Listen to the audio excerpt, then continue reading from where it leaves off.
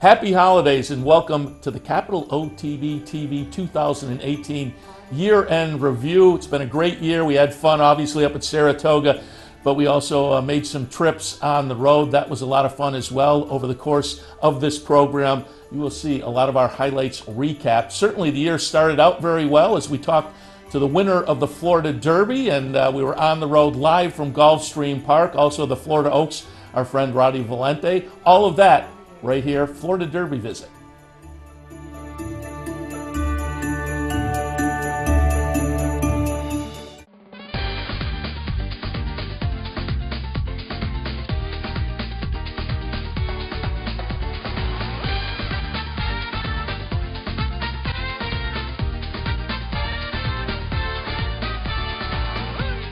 Run out of the 1 mile chute, it will be taken to Church to have a narrow lead, but Hyatt's Dude comes to call, and now Hyatt's Dude puts the neck in front. Here with Pete Aiello, announcer at Gulfstream Park. Of course, over the years, we've talked to Tom Durkin and Larry Comas and Frank Miramati, Tony Kalo, Keith Jones, Travis Stone, many other announcers, and now we get to check you off the list. Pete Aiello, Gulfstream Park, thanks for joining us. Glad to be here. I'm glad to be an elite company. Those are some pretty good names you just rattled off. And now we add you, and we want to get a little first background. I'm always interested how people got into the game. I got into the game as a fan of the game. I used to go to the tracks actually here in South Florida with my family, so I was hooked at a pretty young age, and Richard Migliore rode a horse that was responsible for me really getting hooked. It was the first time I ever really used the racing form, and the horse here at Gulfstream paid $52, and the rest is history. So that is definitely the way you get hooked. If the first horse you use the racing form for pays $52, you're in. I was in, and I've been in ever since. Also, I was reading a little background. A computer game helped get you into the announcing game. Yeah, that's actually a funny story, but it's a true story. My father, when I was 13, bought me a horse racing computer game that was, very intricate and still very entertaining. But I had mastered it after hours and days and weeks of playing it, but I didn't want to stop playing it. So I decided that since there was no announcer in the game, that I would literally write down the names on a sheet of paper, and I would mimic the guys that I knew what it was supposed to sound like. I had listened to Tom Durkin and Frank Miramati and Phil Saltzman down here for years. So I just kind of did it to entertain myself, and it was almost at an inaudible level when it first started out.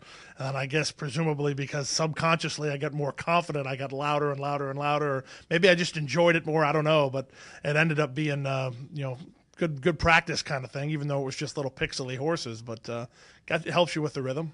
And eventually, you were a U of A racing program, University of Arizona racing program graduate? Yeah, if it wasn't for them, I would probably still be coming to the races at Gulfstream with the racing form under my arm. I mean, I was just a fan, and I didn't have any in the business, and I know that sometimes for young people it can be a little intimidating to try to get involved in the business when you don't know anybody other than, on the front side of things. So the U of A was great for me that way and put me in contact with the right folks and gave me the tools to succeed, and then it was up to me, and I guess I didn't do too bad. Speaking of the right folks, I know Luke Kreitbosch was an influence on you, influence on a lot of people. I wouldn't have a career if it wasn't for him. He was the guy that really mentored me along, and the racetrack industry program was where he went, and he kind of had a little bit of a program. I followed the same routine that he did when he got started, first calling the races on the county fair circuit in Arizona, which I wouldn't have traded for $1 million. I loved that. That was so much fun, and kind of gets you in the rhythm. And then you're not using binoculars at that point. It's a half-mile situation, so you can just kind of helps you with memorization and helps you with a lot of things. And then my first mile race was actually at Tampa Bay Downs. Richard Grunder was nice enough to let me call the last race there one day, and I didn't blow it, and got my first real job, thanks to Luke, in Cincinnati at River Downs. Well, take us through the tracks you have worked at. Well, I worked at River Downs. That was, I'll back up a little bit. I interned at Finger Lakes, so I was up in upstate New York for a summer, and the logic there was I wanted to try to get some races for a resume, and Ross Morton was there at the time, and so I worked a little bit with Ross, and I got to call, I think it was about 3/4 of a card that allowed me to get a demo reel that I actually gave to Dave Johnson. So that's like, I always say that's like somebody who plays a lead singer in a band giving their lead guitarist giving their demo reel to Stevie Ray Vaughan. It's like surreal that they would even listen to it, and he did. And So that was the DVD I actually used to help me get my job at River Downs. I worked at River Downs, and then I've worked in racing offices, and it's not always, a lot of times there's not always announcer jobs available to me. So Hialeah was always dream job territory for me. So I was working in Cincinnati, and I remember reading in the Racing Forum that they were going to reopen, and literally that was the apex of my career goals, and even though they were closed. So I applied to be the announcer. They had already hired one. So, but as fates would have it, my passion for Hialeah and the game came out in a cover letter that I wrote. And so the cover letter was read by the general manager, and they hired me to write press releases. And then after the first year, they said, well, we'll let you call the races too, 2-for-1 package deal. So it wasn't so much a talent thing as much as a economic thing, but better lucky than good. And then so I would work Hialeah in the winters, and then River Downs in the summer. River Downs closed, so I stayed in Florida, and it was, again, fates would have it. I've been so lucky to be in the right place at the right time, because the summer that I stayed, because River Downs had been closed, was the first summer that Gulfstream tried to race in the summer against Calder, and they needed somebody disposable and local, and I was the only one that fit that bill. Because at the time, Seth, they didn't realize if they were going to run year-round, or if it was a little bit of political posturing, or how it was all going to play out. So I did that, and then because I got the experience of working here in Hallandale, I got hired at Oaklawn for a season, and then I guess between being at Oaklawn and Larry deciding to take some time away, I was fortunate enough to be offered the job full time. So. And obviously, the championship meet here is the highest quality racing you're going to get in the country at this time of year, and includes horses that go on to the Triple Crown, and horses like Gunrunner that are champions, and Pegasus in 2017. You weren't only calling on track, but you called for NBC. Talk a little bit about that point in your career. That was, I always say that my first race was at Relito Park, was an $800 race. So I went from an $800 race to a $12 million race, and for me, it was like, I always give the baseball analogy. So for any of the viewers who like baseball, you'll appreciate this, is that for me, I just wanted to play the game. I didn't really care what level. If I got to play in the big leagues, great. But even if I got to play in the big leagues, I never dreamed if I would be playing for the Yankees.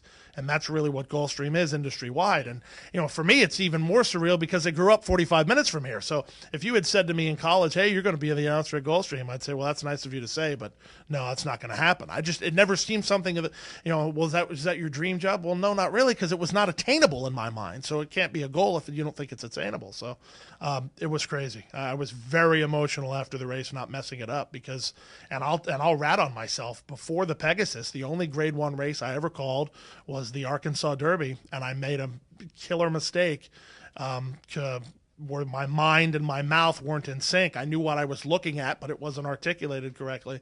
So when I had stepped in to call the Pegasus, the only Grade 1 race on my resume was one of my worst calls of all time. So imagine having that in your head when you're making your national TV debut. Looking forward to Florida Derby on Saturday? I sure am. I didn't blow that either last year, so hopefully I can go 2 for 2 on the Florida Derbies as well. I like that it's 9. For me, Seth, that's like the perfect field size, because there's not a lot of time for a lot of ad-libbing, but at the same time, you're not really overwhelmed with who's where and just trying to get through it, sort of thing. So for me, I feel like it's right in my wheelhouse. And we're in your office, and right behind us is actually the booth area that you call from. You have a great view of the track. Are there races that you prefer? Some races that maybe you like better, or you are a little unfavorable on? Well, I know that I can. Again, I'm being completely honest with you. This is Pete Aiello Unscripted. When I started here, the championship meet was intimidating, but worse than that, the turf races were really tough, because for me, I was trying to prove myself, right? I had worked at Oaklawn, but I had a lot of people taking over for a guy like Larry Comas, ready with the stones and just wanting to launch them whenever they could. And I knew that.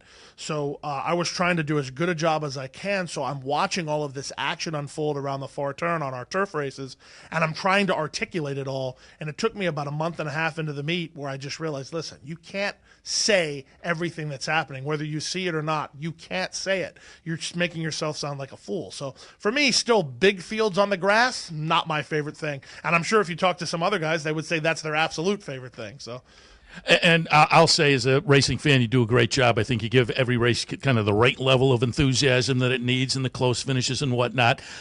we have some other excitement coming up on the weekend that has happened a couple of times, not only at this meet but at previous meets. Rainbow Six, that last race. Do you study up, and if there are singles, is that in the play as well? There's a funny story about that. So one of the times that the Rainbow Six got hit for multi-million dollars, not only did I not study up on it, I had no idea that what was on the line, and I called a photo correctly, thank goodness. That was about an inch. And they alerted me, that Twitter went crazy. I can't believe with that much money on the line, Pete just called that photo. What money on the line? And then I saw the $1 million payoff. So I try not to get too wrapped up in it, because then you think about something, at least for me, if it's in the forefront of your mind, for me, subconscious is better. Gotta love Twitter. Yeah, gotta love Twitter. Speaking of Twitter, I went through your Twitter feed. Your dad used to own Greyhounds? No, my grandfather actually, he was in the Greyhound business for years, and he was a football coach and a high school administrator by trade. But what he did kind of back in the 70s here in Miami, he was kind of a professional dog guy. It was his day job to do the education, but the money was made betting on the dogs. But because he became a football coach, he ended up befriending Bill Hartack. And Bill Hartack, who also had a lot of affiliation with Hialeah High at the time, they were rival high schools because my grandfather was across the river at Miami Springs. The reason why I bring that up is it's kind of an integral thing that happened, because my grandfather was only a dog guy, and until he went to Hialeah, he had never fallen in love with horses. So if he hadn't fallen in love with horses, he probably wouldn't have took my dad to the horse races, and then it wouldn't have been generational. So. Got one last question for you. You have a distinct voice in the supermarket. Is there ever any, hey, aren't you? No. Oaklawn, yes. Oaklawn, you're in a smaller community, and you're a big deal. And for me, that was very strange. I remember the first time I was eating dinner and somebody asked me for my autograph. I literally said, "Where are the cameras? You got to be joking." So, no, I mean, Miami's a big market. So sometimes you'll get a couple of folks, maybe if you're out eating, or they'll overhear you or whatever. And anymore, one of the things that does usually happen is if we have a local commercial running and somebody hears my voice and I happen to be sitting there as they're playing the commercial, they'll go, "Hey, that sounds like you." All right, well, Pete, I know we got another race coming up, so we'll get back to studying. Good luck on Saturday. Great to join you. Thanks for having me on. Pete Aiello. You hear his voice every day when you watch Gulfstream Park, so I thought we'd take the chance and go up to his office/announcer's booth and give you a little introduction to Pete Aiello. That was a lot of fun. A guy who needs no introduction to really racing fans in general, but certainly folks up in our neck of the woods. Chad Brown. We were at Palmettos yesterday, caught up with Chad back in the barn area, got a little update on Good Magic, last year's 2-year-old champion, what his game plan is next as he heads potentially to the Kentucky Derby. Also talked about a nice New York-bred mare, 4-star Crook, who won a couple of weeks ago, 3 weeks actually, over at Tampa. Wanted to see what the game plan would be for her going forward. And we also hit on Economic Model, who kicks off race number 1 Saturday morning in Dubai. Economic Model for Chad will be in the Godolphin Mile. So we hit on all of those. Up next, Chad Brown. Chad, let's get a little update on Good Magic.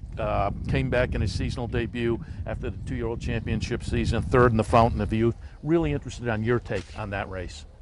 I got a little tired in that race. I think he got what he needed out of it. I was a little disappointed initially that he just maybe didn't finish a little bit stronger. Looking back on it, he's probably just a couple works short. I love the way he's trained since the race. He's come back well in his works. He seems like a stronger, fitter horse. We're looking forward to getting him out a little further in distance as well. Strike Power is second. Good Magic will need to do better. He's third, only 2.5 lengths off the lead. Then it's a gap of 3 to Machismo, who finds his best ride, and they turn in. The leader promises fulfilled, tries to do it every step. Strike Power to the attack one more time. Good Magic has been defeated, then Machismo. Less than a 16th to go. The leader is still Promises Fulfilled, and Promises Fulfilled will spring the upset to win the Fountain of Youth under Irad Ortiz Jr. Strike Power was second. Good Magic third, then Machismo. Game plan is the Wood Memorial. No, we're going to go to the Bluegrass. Okay. Yeah, we're going to take him to Keeneland, the Bluegrass, and he's going to have one more work here locally at Palmettos and then head up to Keeneland probably on Monday. What was the decision-making process to go to the Bluegrass? Well, in the end of the day, hopefully the horse will have less shipping this way if he's going to go on to the Derby. Get him up to Kentucky now and let him settle in, and it's just a short ship over to Churchill if we go on to the Derby after the Bluegrass. So that was the biggest factor. Wanted to talk a little bit about a nice performance about 3 weeks ago over at Tampa. 4-star Crook, nice mare for Michael Dove and Partners. Third in the EP Taylor to end the season last year. Nice win in the Hillsborough, which gives you plenty of options because that horse is a New York bred. Do you go back to New York and try for the New York bred stakes, or now is it open company for 4-star Crook? Open company. We're actually going to take her up to the Jenny Wiley at Keeneland, try her in a Grade 1. We've always thought a lot of this filly. We've always felt like she had Grade 1 potential, so she's going to get that chance here in a couple weeks at Keeneland. Very good, and I want to also catch up on the economic model. Goes in the Grade 2, $1 million Godolphin Mile. That'll be the last race under your name because the horse was privately sold after the big performance in the Hal's Hope. Have you heard how the horse acclimated on the trip over to Dubai, and what do you expect in the Godolphin Mile? Yeah, I sent one of my assistants over, and he's doing a terrific job with the horse, and he settled in nicely. He actually had a little final piece of work on Monday over the track, and he seemed to get over it very well. And it's our first horse racing over there in Dubai, so we're really excited about it, and we feel like he has a really good chance. Nice. Well, congratulations on, again, the Eclipse. And I mentioned before we went on the air, the Times Union Sports Person of the Year, and good luck over the weekend. Thank you. Appreciate it. Happy to be here on Florida Derby Day, and we're happy to kick off the show. Speaking of Florida Derby Day, Gulfstream Park Oaks Day as well, and one of the contenders, one of the solid contenders, Coach Rocks, from our friend Roddy Valente, as well as Rick Pitino and West Point Thoroughbreds. Roddy, good morning. Good morning, Seth. Excited? Very. Very. I imagine. And why don't we start out with Coach Rocks? We're going to pull up the Maiden Breaker back on February 14th. The guys in the studio will run that while we're talking. Coach Rocks is going to be the number 8 horse. I was handicapping earlier with Brian Addo, and I put Coach Rocks on top. Looking at that race, looking at the recent works, it just seems like the light bulb has turned on for her. I agree. I think I actually think that the distance helped her. The 2 turns helped her probably even more, Seth. And I think she's finally achieved what she wants to be. She wants to be a 2-turn horse. And as you could see, her workouts since the race, like you said, the light bulb did go off. And the last was her first around 2 turns. You and I were talking yesterday. And it's a little bit different than the boys going the 1.25 miles in the Derby, but it's still a concern for the fillies to stretch out to that 1.125 miles, and it's always a big question mark. You feel that the longer the distance, the better she'll be. I think from here on out, if she's fortunate enough to go forward from today's race, I think the 1.125 miles is going to be better for her. And you always look and dream for the future in this game because you never know when you're going to end up. But I think even 1.25 miles, I mean, she's a big strapping filly, and it's showing now. She's finally doing what she wants to do. And from day one, Dale said, distance is going to be her game. And we ran her 7/8 here the one time because the races didn't fill. They rode a 7/8, and we had been off for 4 or 5 weeks. So we threw her in there, and I think it sharpened her up because you've seen the way she broke going to 2 turns, so it might have helped her in disguise. And I love the name Coach Rocks. We had Terry Finley in yesterday, and he said after watching a workout, he said, hey, how can I get a piece of this horse? But you're in also, as I say, with Coach Pitino, Coach Rocks. I love the name. How did you and Rick Pitino get teamed up on this horse? Last year, it was basically at this time, Seth, when I was down here, and Dale approached me, said, I got a filly I want you to come over to the barn and look at. He bought it back. He trained the mother, and the mother is a stakes winner, and she's stakes placed as well. And it's the first year for Oxbow. He said, the horse didn't sell for that much money. In this standard, it was $95,000. But getting back to how I got involved with Rick, he had called me on my way down to Florida, and he wanted me to buy into another horse that he had purchased. And quite honestly, I didn't like the horse.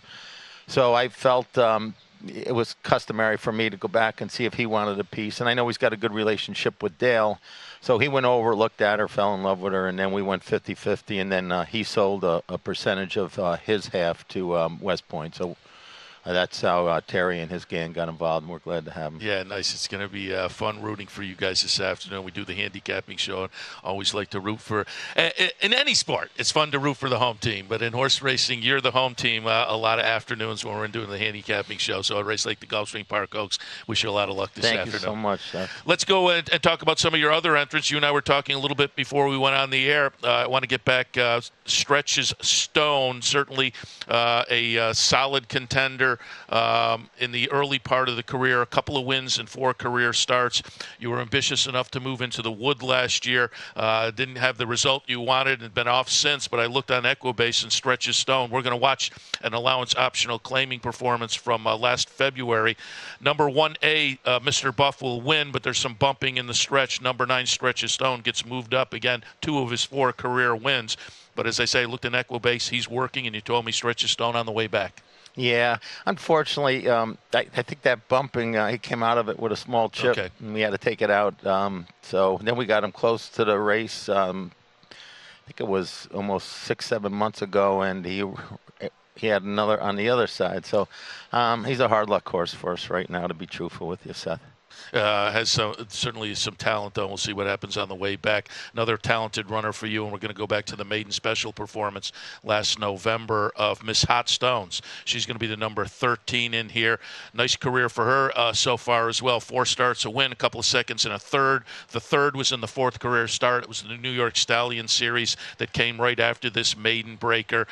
She's trained by Ollie Figgins, and I asked you, what's the situation with Miss Hot Stones? And you said, on the farm and on the way back at some point. She's a full sister to Stretches Stone. So that mare, she throws a runner. She's got a 2-year-old that's in training, a colt down at Croupies right now, who they told me that they like a lot.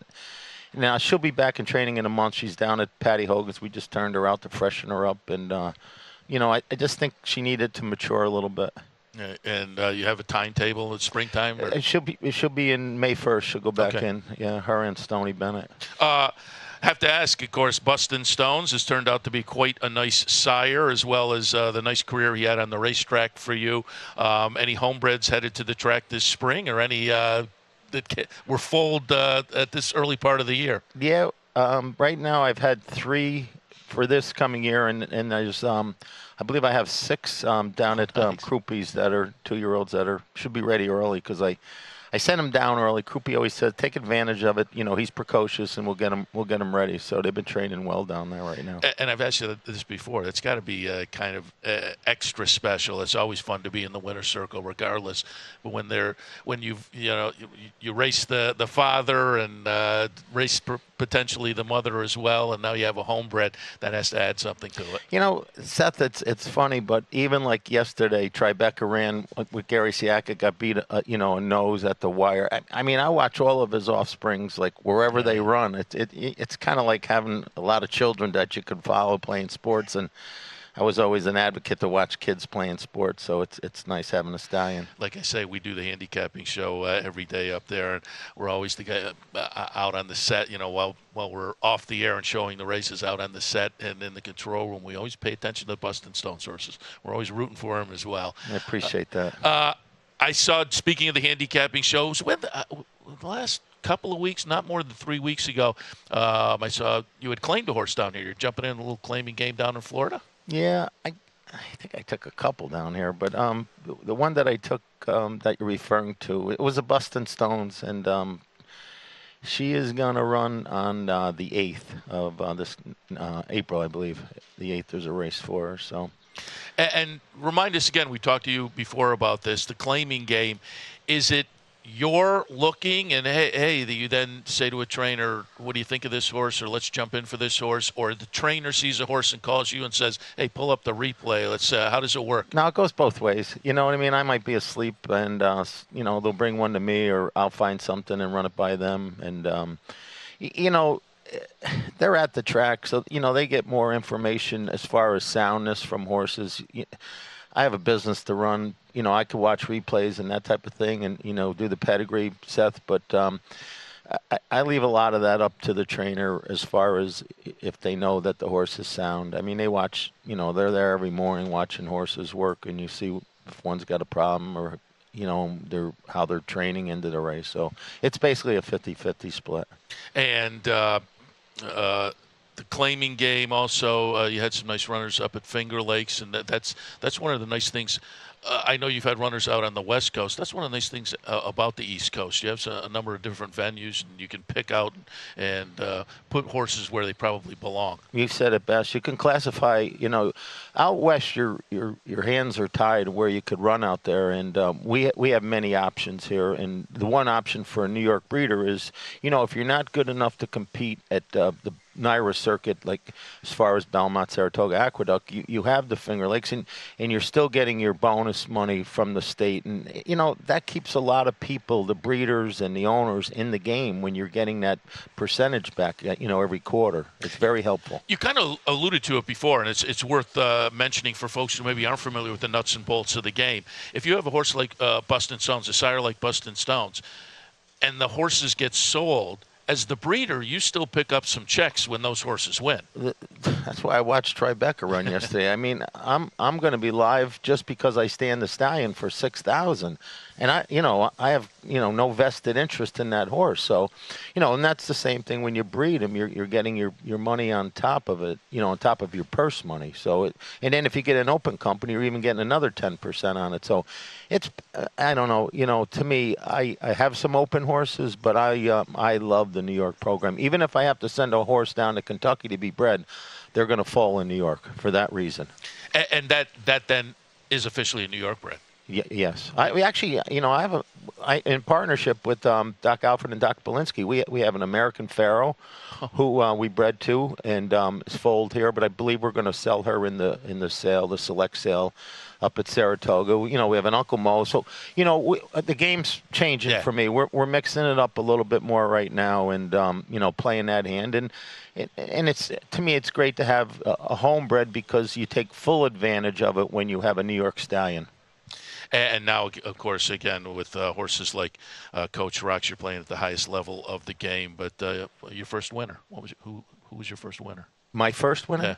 It was Gravel King. Richie Migliore wrote it. Yeah. He tells the story better than anybody. He says it was Roddy's first winner, and then his last winner that he had won on. He won on More Stones, one of my horses, and me and Richie have a great relationship, and it's been karma for years, and he follows a lot what's going on with me now. Actually, he came out and he watched Coach Rock's work, and he said to me, he said, Roddy, she covers so much ground. For a kid that won so many races, to be that enamored by this filly, I get excited. So I guess that's probably why I'm a little bit more excited. Yeah, we got a tape piece with him coming up, and in fact, after we did that, we just talked a little Florida Derby, but after that, he was talking about Coach Rocks and said he saw the workouts and liked the horse as well. We certainly will be rooting for Coach Rocks this afternoon. I put her on top. I don't know if that's good news or bad news, but we'll see how it plays out a little bit later this afternoon. But certainly, we wish you a lot of luck in the Gulfstream Park. I always said you have a good opinion. I hope it comes through today. It's only good maybe 30 or 40% of the time. So, but hopefully. Start out with the big horse, Audible. Big race last time. He's been off a little bit, but boy, the non-winners are one win at 84 for a buyer figure. The Holy Bull for a 99 jumped up nicely. Has he improved as a 3-year-old? Well, I think that, the Holy Bull was definitely a big move forward, and I love the way he finished the race, the way he accelerated down the lane. So we feel like if he can repeat that performance, he's got a great chance. Talk a little bit about the post position. It's the 8 post. Is that a concern? I think anytime you draw outside at Gulfstream going a mile and an 1/8, you're a little bit concerned. It's 8's better, obviously, than 10, 11, 12, but it's still a little bit of a concern. Hopefully he breaks cleanly and John Velasquez can move him over into a spot where he didn't lose too much ground the first turn. Audible on the inside, turns away the challenge of Free Drop Billy, and he now has 3 on the rest of the field. Inside the final furlong, no confrontation at all. Audible kicks away. It's Audible and jockey Javier Castellano to win the Holy Bull with style. They won it by 5. Free Drop Billy well clear for second, ahead of his barn buddy Tiz Mischief third. Fourth was Enticed in 141 and 4. Nice New York bred. Talk a little bit about the sire, Into Mischief. He seems to be a sire that's just doing extremely well at the moment. Just seems to get better with each crop, and we're happy to have a few of them. Let's go through some of the other talented 3-year-olds from recent weeks. Magna Moon, 3 for 3 now. The Rebel Stakes. What's next for Magna Moon?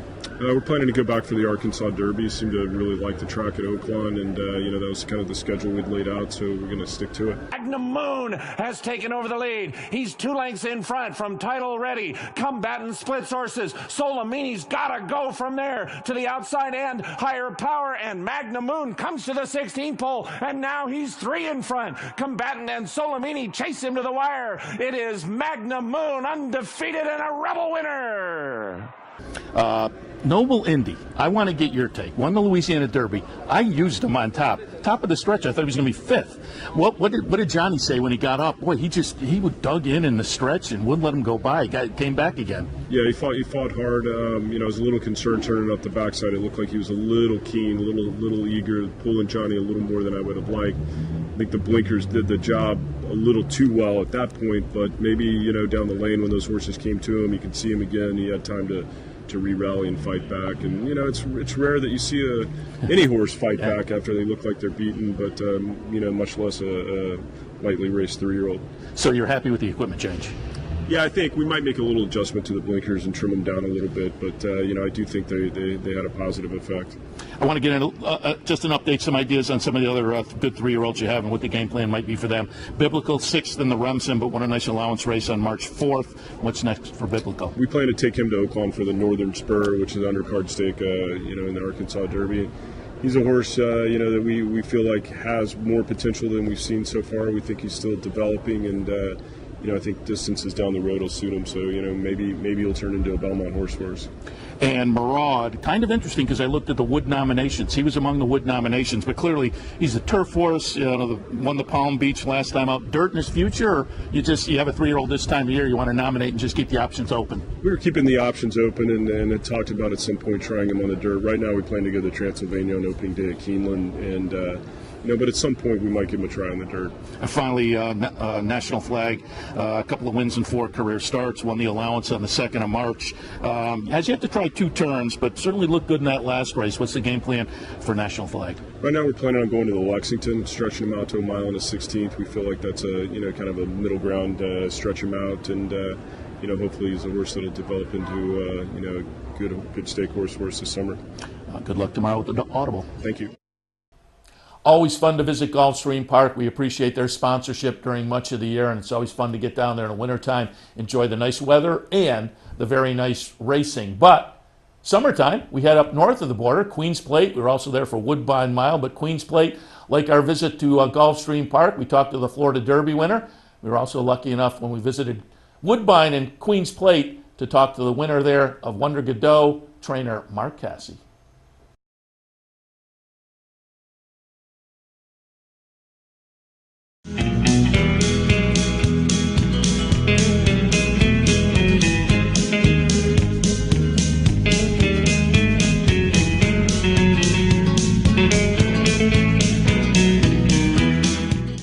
All right, let's talk some of the Queens Plate runners on Saturday. Telekinesis, second at Keeneland in the Lexington behind my boy Jake, and then won the plate trial, mile and an eighth in the first try on the synthetic. What are your thoughts on Telekinesis on Saturday in the Queens Plate? Well, I mean, I thought his plate trial race was good. I'm hoping, and I think he'll build on that. So that puts him in the thick of it. We've always thought he was one of the better horses we've had, and so far he hasn't proven us wrong. Mile and a quarter distance? That's the question mark for everybody. My thought's always kind of been if they can go a mile and eighth, they can go a mile and a quarter. But I don't think that's going to be an issue. Has a lot of speed. What's the game plan on Saturday pace-wise? I think he'll relax a little bit better. There was no speed in the plate trial. There is some speed in the Queen's Plate. So, I like our post position. I think Patrick will be able to stalk from there, and hopefully he can get him to shut off early. Going a mile and a quarter, that's what it's all about, being able to get your horse to shut off. And there's hardly a better guy than Patrick Husbands to do that. Let's move on to Wonder Godot, or Godot, as we discussed a couple of weeks ago. And at the last day, I've heard it pronounced 3 different ways in the past 24 hours as well. But a couple of nice seconds. Second in the Woodbine Oaks last time. Really nice second behind Monomoy Girl in the Kentucky Oaks. What are your thoughts on her, and what was the decision-making process to aim her towards the Queen's Plate? Well, this has always been one of our goals. We felt like the mile and a quarter was her game, and she loves the synthetic. Got a little unlucky, maybe could have won the Oaks, but could have said that about her 3 races. So she causes some of her own grief. Johnny's coming to ride her, which is always nice, and I think personally, I think she's the horse to beat. Looks like she's coming in with a nice 47 work. Yeah, she worked really well. That was actually a relaxed work for her with blinkers on. We were able to get telekinesis to shut down a little bit too in his breeze. He went in 45 before the plate trial. So I feel good about, I have 3 horses. I think all 3 have a big chance. Yeah, we talked with Rob Landry about Neepa. We'll just talk about Neepa a little bit. I think Neepa so far has been an underachiever. He trains better than he's run. Likes a synthetic, will like a 1.25 miles, and he's by one of the greatest sires of all time. So he has every right to be right there. I told Florent when I gave him the mount, I said, don't be shocked if you win the Queen's Plate. And speaking of the Queen's Plate, before we move on, because you got a lot of nice runners this weekend, but before we move on, for those of us south of the border, what's the Queen's Plate mean to Woodbine trainers? Well, I'm an American. A lot of people look at me as being a Canadian, but I've been following horse racing since I was a little boy, and anybody that follows horse racing knows about the Queen's Plate. And being a Woodbine-based trainer, it's always your goal each and every year, so it means a lot. And here comes Lexi Lou, and We Miss Artie is closing on the outside. Lexi Lou asserting there. We Miss Artie diving inside is Amise Holiday, and Lexi Lou has taken the lead. They are in the last 16th of a mile. The filly was fabulous this afternoon. Lexi Lou wins the 155th. And I should have asked this about Wonder Godot, but if she wins the Queen's Plate, do you go on? Because the Canadian Triple Crown is different than the American Triple Crown. It's different in format and whatnot, but maybe also in prestige. So with a horse like her, even if you win the Queen's Plate, do you then look at Alabama or the Coach? We have another target for Wonder Godot. If she, were to win the Queen's Plate, we'll look at the best way to get her to the Alabama. Yeah. The Alabama is that's on our radar. So that would. How we get there, I don't know. Everybody says she runs a lot, and she does, but she enjoys it. She thrives with running, and I've said it many times. Alan Jerkins told me 25, 30 years ago, I don't understand trainers. He said they want to give them a rest when they're running good, rest them when they're running bad. So until she shows me she needs a rest, you're going to keep seeing her run. All right. Edward came out of the Connaught Cup with a win last year and ran 3rd in this race. Comes out of the Connaught running 2nd this year. Two good works since Tower, Texas. What do you feel like for this weekend? Well, I feel good about it. He's doing really well. I mean, he's an amazing old horse. I think he's as good this year as he has been ever, really. I know he does not like hot weather, so that's not going to help him a whole lot, but maybe nobody else does either. So, but he's trained very well into the race, and he ran a very good race in his last race. I mean, he needs a lot of pace up in front of him, and I think he's going to get it in the King Edward. So, speaking of hot weather, what precautions do you take? What do you do with a horse like that? Well, I mean, we try to keep the horses really well hydrated. Obviously, we've been working on that for the last 2 or 3 days,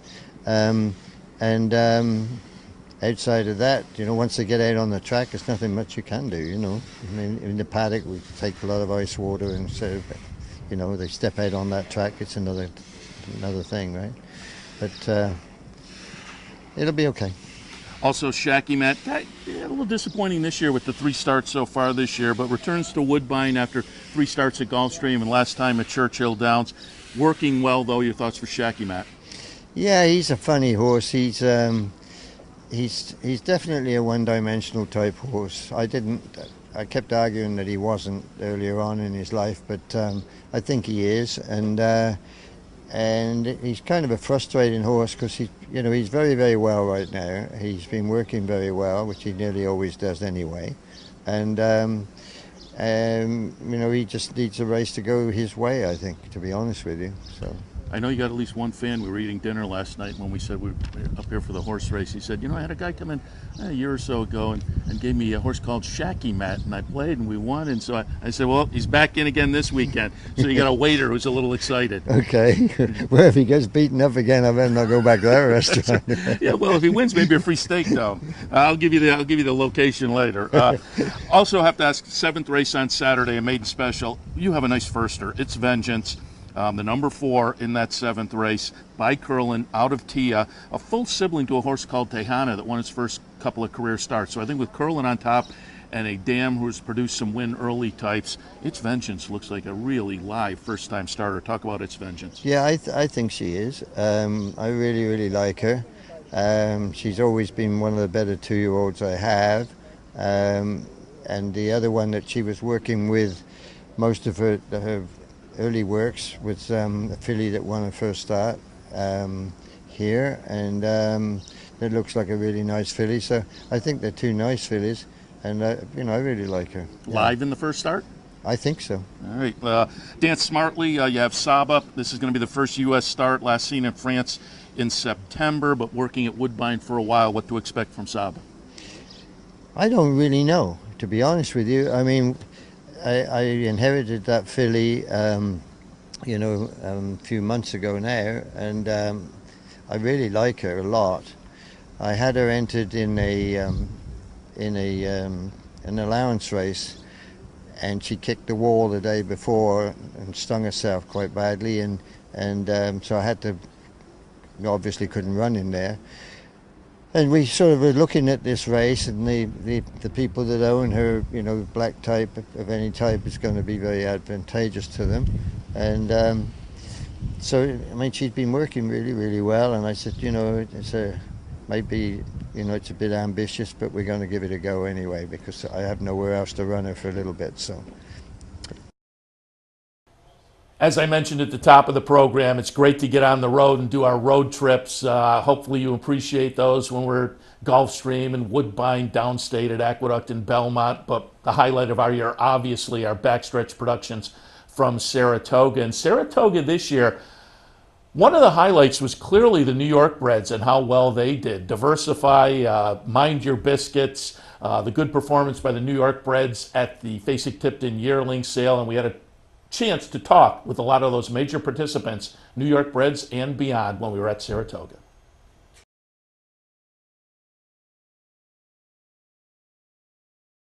10 days for the New York Thoroughbred Breeders, and the executive director of that organization joins us this morning, Jeff Canizzo. Jeff, good morning. Good morning. Big smile on your face. Thanks for having me. Yeah, no, it was. It's been a big week. Yeah, it has been.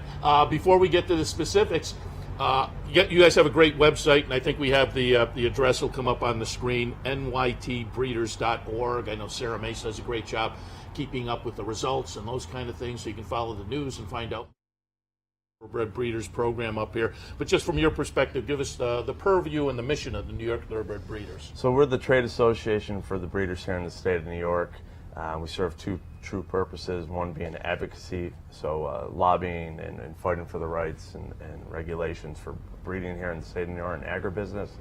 And the second is promotion, so promoting the state bred program and New York breds in a whole. That just got a lot easier. Got a lot easier. They speak for themselves. And again, we'll talk about it. Just an incredible week for the New York breds. But again, let's get some of the background because I say it all the time. It's just the horse racing game in general. You drive past a racetrack, and as opposed to driving past a shoe factory, there's X number of employees in that shoe factory. And I don't think people think of a racetrack like that. They think it's a sporting venue. You don't think of the concessionaires and the trainers and the backstretch help and the ushers and whatnot, all of which play into the economic impact. But certainly the breeders move that beyond the racetrack with the farms, the hay, the vets, the equipment they need on those farms. Talk a little bit about the economic impact of the thoroughbred breeders. So the National American Horse Council actually just finished a study this past year, which it's been a decade since the last one was done. And the bigger picture equine industry has a $5 billion, it's actually a little bit larger than $5.2 billion effect on the state's GDP. And that's as big as... That's just in New York. That's just New York. That's as big as business gets. It's huge because you have a trickle-down effect. As you said, you look at this Saratoga There's so much, tourism that goes into this. Flip the other side of that coin, and it's agribusiness and agritourism. From hay, feed, supplies, feed, vets, foals, building, barns, infrastructure, employment. The list goes on and on. There's about 300 thoroughbred farms here in the state of New York, spread across many different counties. There's employment of over 33,000 people. It's big business. Yeah, and talk a little bit about that geographically, because of course we know here in our area, McMahon and the farms like that are located right around here, or maybe a little bit south and whatnot. But geographically, they're really located all over the state. They are. And if you look at just horses in general, every single county, 62 counties in the state of New York, have some type of horse activity. Manhattan, there's actually horses there. Every single county, believe it or not, has horses. For the thoroughbred business, we have this horse corridor that exists from a little bit north of Saratoga down through the Hudson region. That's where the vast majority of the horse population is. Western New York, of course, on Finger Lakes area, and believe it or not, Suffolk County down in Long Island has several farms as well. So it's really spread out. It's unique. It's what separates us or makes us a little different than Lexington, Kentucky, for example. But it's nice, and there's over I think it's 1.3 million acres utilized for the actual equine industry. So again, and that's something that doesn't get brought up a lot. The maintenance of green space is important, and that's part of what the thoroughbred breeders do. It is. It's back in the early 70s, late 60s, the dairy industry was failing. New York State at the time was very forward thinking and said, hey, how can we convert these dairy farms into some, we want to keep the green space. And that was really the impetus behind the state's breeding development program. It's certainly, the New York breds have become an important part of racing across the country. As again, we'll touch on the Whitney results in a few minutes, but I just want to touch on the day-to-day racing because, the rest of the year we're down in the studio and I do the afternoon handicapping shows and focus when Finger Lakes is racing, they're in our mix, and obviously the New York tracks, Aqueduct, Belmont, and up here at Saratoga. And the New York breds have become a very important part of the racing program in the state. It is. It's probably the biggest thing that's changed in the New York racing market is how important New York breds are to filling every day's card. 46% of NYRA's annual starts. So think about this. 46%. Just below half? Really? 46% of the starts made in 2017 are state bred. Yeah. Right? So, without New York breds being a prominent growing component, NYRA racing doesn't exist as it does today, as we know it. Here in Saratoga, believe it or not, 33% of the starts and subsequently about 9 million out of a little over 41 million in purse money is earned by New York bred horses. Yeah, again, following it on a day-to-day basis, it's become very apparent, and that then goes in turn to just the quality that has improved since I'll talk Whitney Day. I mentioned it a bunch of times. I was up here when Fiorito broke through the gate and then subsequently won the Whitney with Les Hewlett coming in from Finger Lakes, but it's a whole different breed now. And again, we'll talk the Whitney in just a second, which puts the perfect example on that. But you look at those day-to-day races and the quality of the New York breds has risen as well. It has, and I think that's really what separates breeding in New York versus breeding in some of the other regional markets. The quality has dramatically changed in the last 10 years. And even further back, you go back to Fiorito. In 1981, he was the New York bred that happened to win the Whitney Stakes, right? And today it's, mind your biscuits and diversify. It wasn't the fact that they were New York breds. It just happened to be New York breds. That wasn't the dialogue, and that's where it's changed so much to today. And you have Disco Partner. The greater list goes on and on and on. And we're winning in Dubai. Audible's one of the favorites leading into the Derby Trail, the Florida Derby. We're there every Saturday is the point, and that's really the testament to where the breeding program has come. Yeah, it's been fun to watch as a New York guy root for the New York breds as that has happened, and it's become much more and more prominent over the years, and we saw the result of that on Saturday. Just before we get to that, I want you to make one more point, because We have a variety of people come in here during the year, including breeders, and just talk a little bit about the benefits of the New York bred program. Because when I have breeders and I talk a lot, I don't think people realize breeders still are tied into the horse well after a sale, because there are those breeders awards which are so potent up here in New York as well. They are. It's a major factor of the equation. The reason that we have this marketplace and demand for our horses is based on racing. So when NYRA offers $44 million in state-bred purses and over 600 restricted races and an $8.5 million stakes program, it creates a demand for owning a New York bred.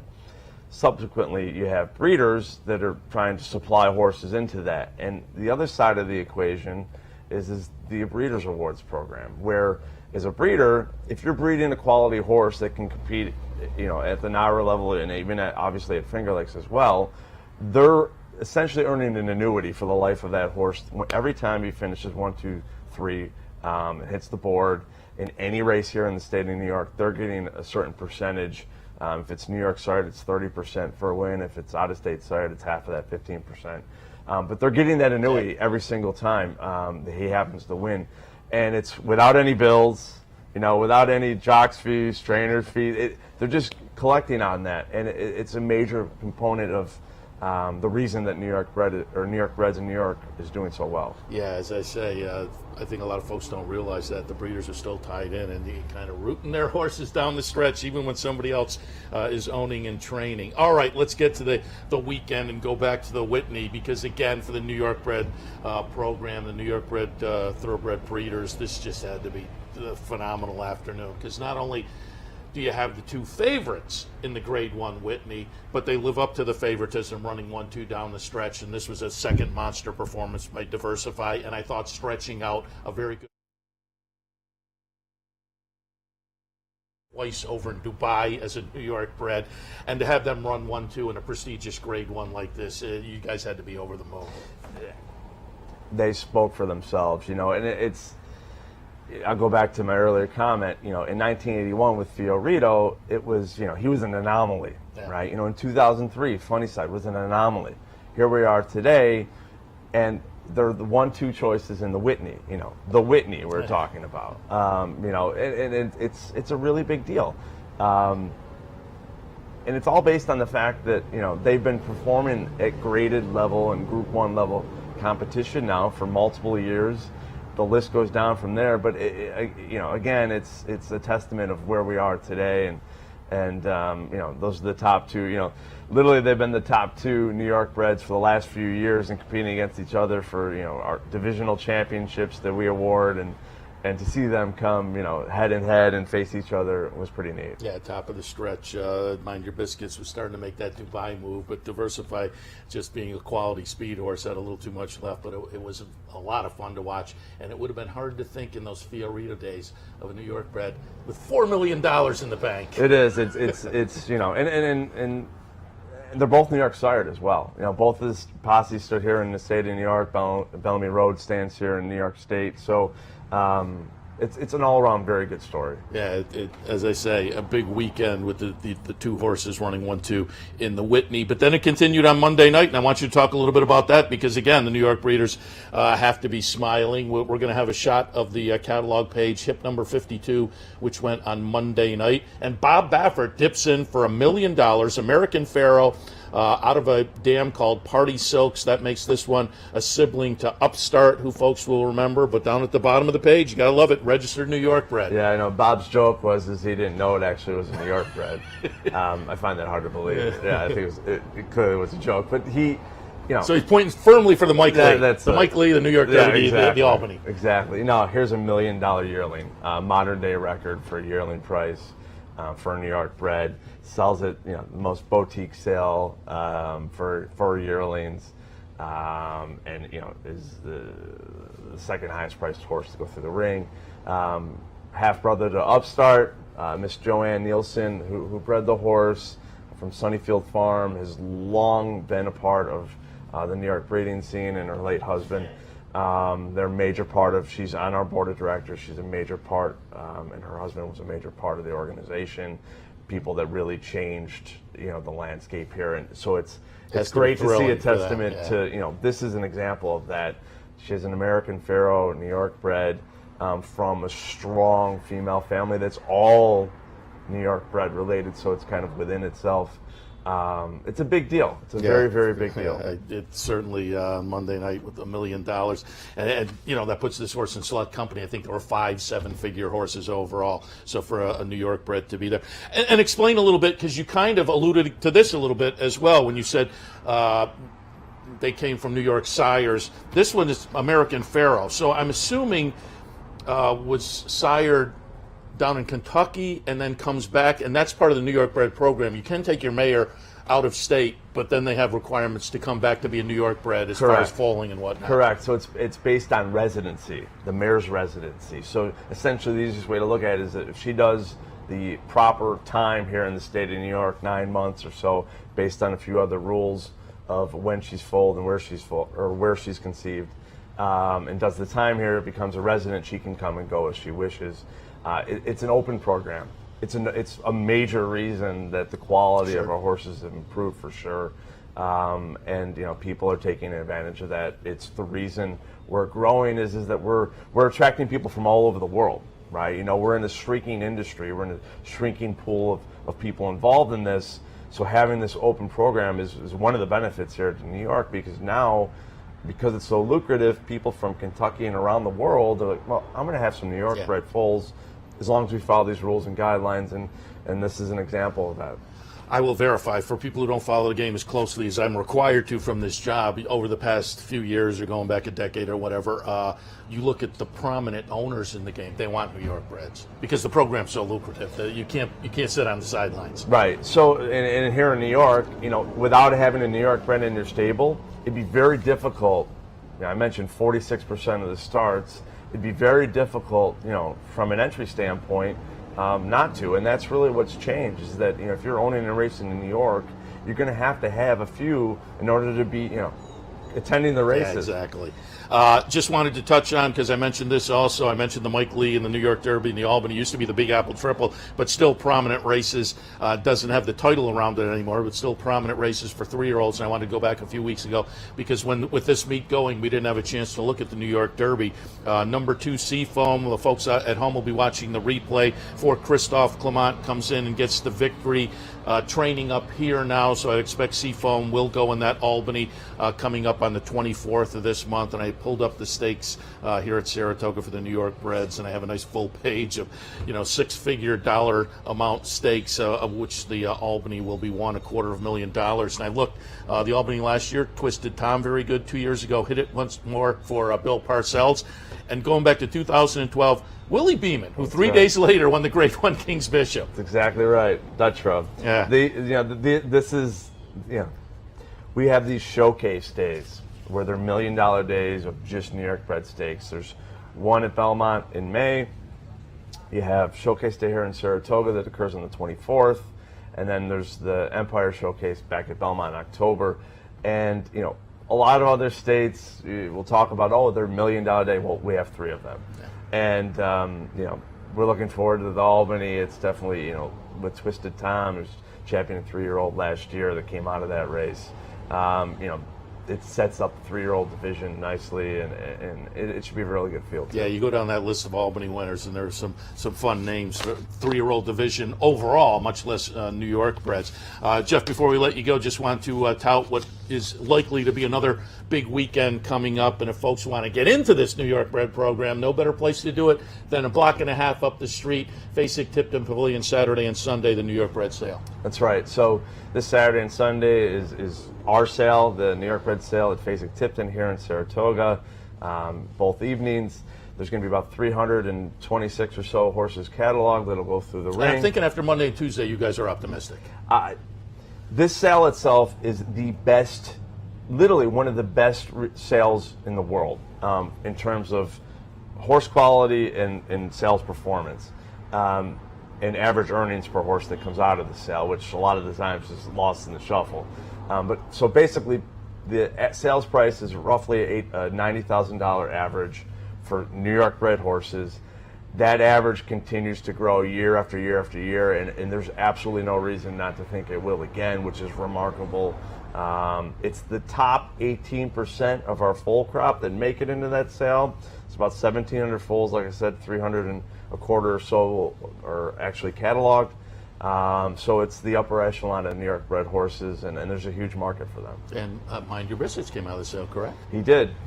That's pretty good recommendation right there. And again, that's Saturday and Sunday at the Facing-Tipton Pavilion. And I always say this when I talk about the sales. Even if you aren't jumping in for a horse, swing by, because the crowd out there adds a nice extra buzz to the 2 evenings. It does. You know, now, and the big difference now is that the open sale Monday and Tuesday night, there's people that stay all week for our state bred sale, and that's really, you know, shows the landscape of where we are today. Yeah, that's why, as I say, you guys have to be optimistic after the blockbuster Monday and Tuesday, and the New York bred sale has become much more popular over the past few years as well. Jeff, happy to have you on a big week for the New York Thoroughbred Breeders. Again, the website, nytbreeders.org. You can keep up with all the news on the New York bred scene. And with that being said, I will bring in Chad Summers, who I think, if he's not going to start the favorite in Mind Your Biscuits, he might start the horse to beat, and a lot of questions to answer. Chad, welcome. Saturdays at the Spa. Good luck today. How is Mind Your Biscuits coming into a very important test today? Oh, it's doing great, and thanks for having me on this. Yeah, show absolutely. over here. You know, Whitney Day, obviously a big day, and you know we're excited to play a big part in it. Yeah, it's. I mean, the first question is the obvious question. 2 turns. A route of ground today has not been done. I said earlier on the Handicappers Report, he gives me no reason to think he can't do it. He's done everything else you've asked. He comes out of a great race in the Met Mile when he was nosed out and was closing hard again like he always does. Your thoughts on him getting those 2 turns, getting a route of ground? I said kind of jokingly, I don't know if he can do it. Maybe you don't know if he can do it, but he gives you every indication he can. Well, I mean, I don't know that he can't not do Sure. it, and that's kind of the whole kind of thesis behind this. You know, everybody out there has a strong opinion. You know, it's been all over social media that he can't do it or he can't. You know, to me, until he can't do something, I don't see why he can't. Exactly. And, you know, everything that he's done has always shown us to do that. Look, we could have taken the easy ride out. We could have gone to the Belmont Sprint last year, go back for the 4-go again. But, you know, we think that he deserves the opportunity to stretch out. And we're not here for the free lunch. We're here to win this race. Yeah, absolutely. And I would think the other good thing about this race is it's going to help you plot your path going forward, right? If he wins the Whitney or runs a bang-up second in closing again, I would think the bullseye is the Classic. You know, at the end of the year, if he runs poorly today, you can always kind of cut back, maybe the Kelso or even the 4-go, and then the Breeders' Cup Dirt Mile at Churchill Downs this year is at 1 turn.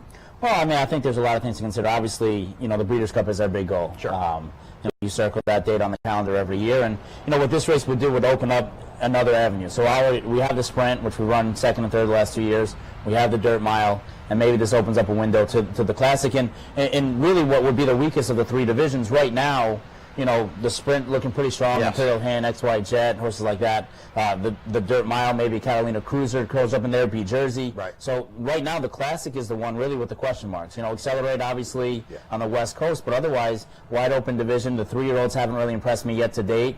Justify will run against him on a farm, you know, at Coolmore or something like that. But I think it's a wide open division. Yeah, it's a division seemingly there for the taking. We're going to pull up a couple videos. The first one, we're going to show the entire race of him repeating in the Dubai Golden Shaheen. And for my money as a handicapper, this was the performance of the year by anyone. If you're not familiar with the races at Meydan that day, literally every race was won on the lead. And not only did he come from way out of it, but races were won on the lead with, you know, Lifetime Mendelssohn and the World Cup winner, Thunder Snow. And here's Mind Your Biscuits, dead last. I joked the other day, you know, I watched this race several times. I'll throw it to you in a second. You can talk about it. And it's one of those races, I know Mind Your Biscuits won. I've seen it several times. I watch it in mid-stretch, and I'm saying to myself, did he really win? How did he get up? Phenomenal performance to come from where he did over that track that day. I feel the same way, Brian. You know, I was there live, and I'm still not sure that he won the race. You know, the big thing really was, you know, myself and Joel, we always have kind of game plan A, B, C, and D, and we went to game plan E here because actually in the UAE Derby before it, Rhea, the filly who ends up running 2nd in the UAE Derby, hated the kickback. So the big thing, even though they said the rail was golden, we actually gone to get off the rail. We sacrificed even more ground to come. And, you know, over here, it looks like XY Jet's going to win the race. Not even in the picture. pressure. You got XYJ, you got Roy H right behind the defending Breeders' Cup champion, and they're two horses that you have to run down to beat. And we had to run an A race, and we certainly ran an A race here. Yeah, phenomenal. And then so this race, I missed Tom Durkin not giving the call. But we need Tom Durkin to give that call. Yeah, it was like Pappernickel on Seinfeld there, getting up in time. So then we come back, Met Mile. A mile it was kind of a stretch out for this horse, for that matter. B Jersey, kind of the now horse, maybe had things relatively his own way that day. Once again, you guys come running. We're going to pick it up, I believe, off the far turn. A race, your horse ran too good to lose. Talk a little bit about the Met Mile in the race he ran that day behind B Jersey. Well, the concern going into the race was that B Jersey can get loose on the lead, and it kind of unfolded that way. We were hoping one liner would press a little bit more. Both all broke good, but wasn't able to go back. So it was up against us. And you see 45-3, and you say that's a respectable time, but 45-3 unpressured and 45-3 pressured is a big difference. And that's what we're going to see here today. You can't let Diversify go 46 and change unpressured.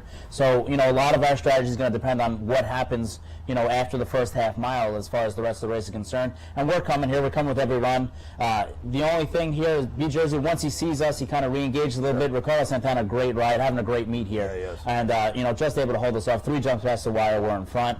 But unfortunately, you get paid for what the photo says, and the photo came up B Jersey. You mentioned the pace today. I said on the Handicappers Report on our show earlier. Did you pick us? I did. Okay. I did. I said 2 things. Dalmore, I don't think has any chance of winning the Whitney, but I think you might agree he's the most important horse in the Whitney. Oh, absolutely. You're hoping, I would think, that Dalmore can, if nothing else, entertain Diversify for a half mile. You mentioned kind of what the plan is, and if there's a plan B out of the break. I said this.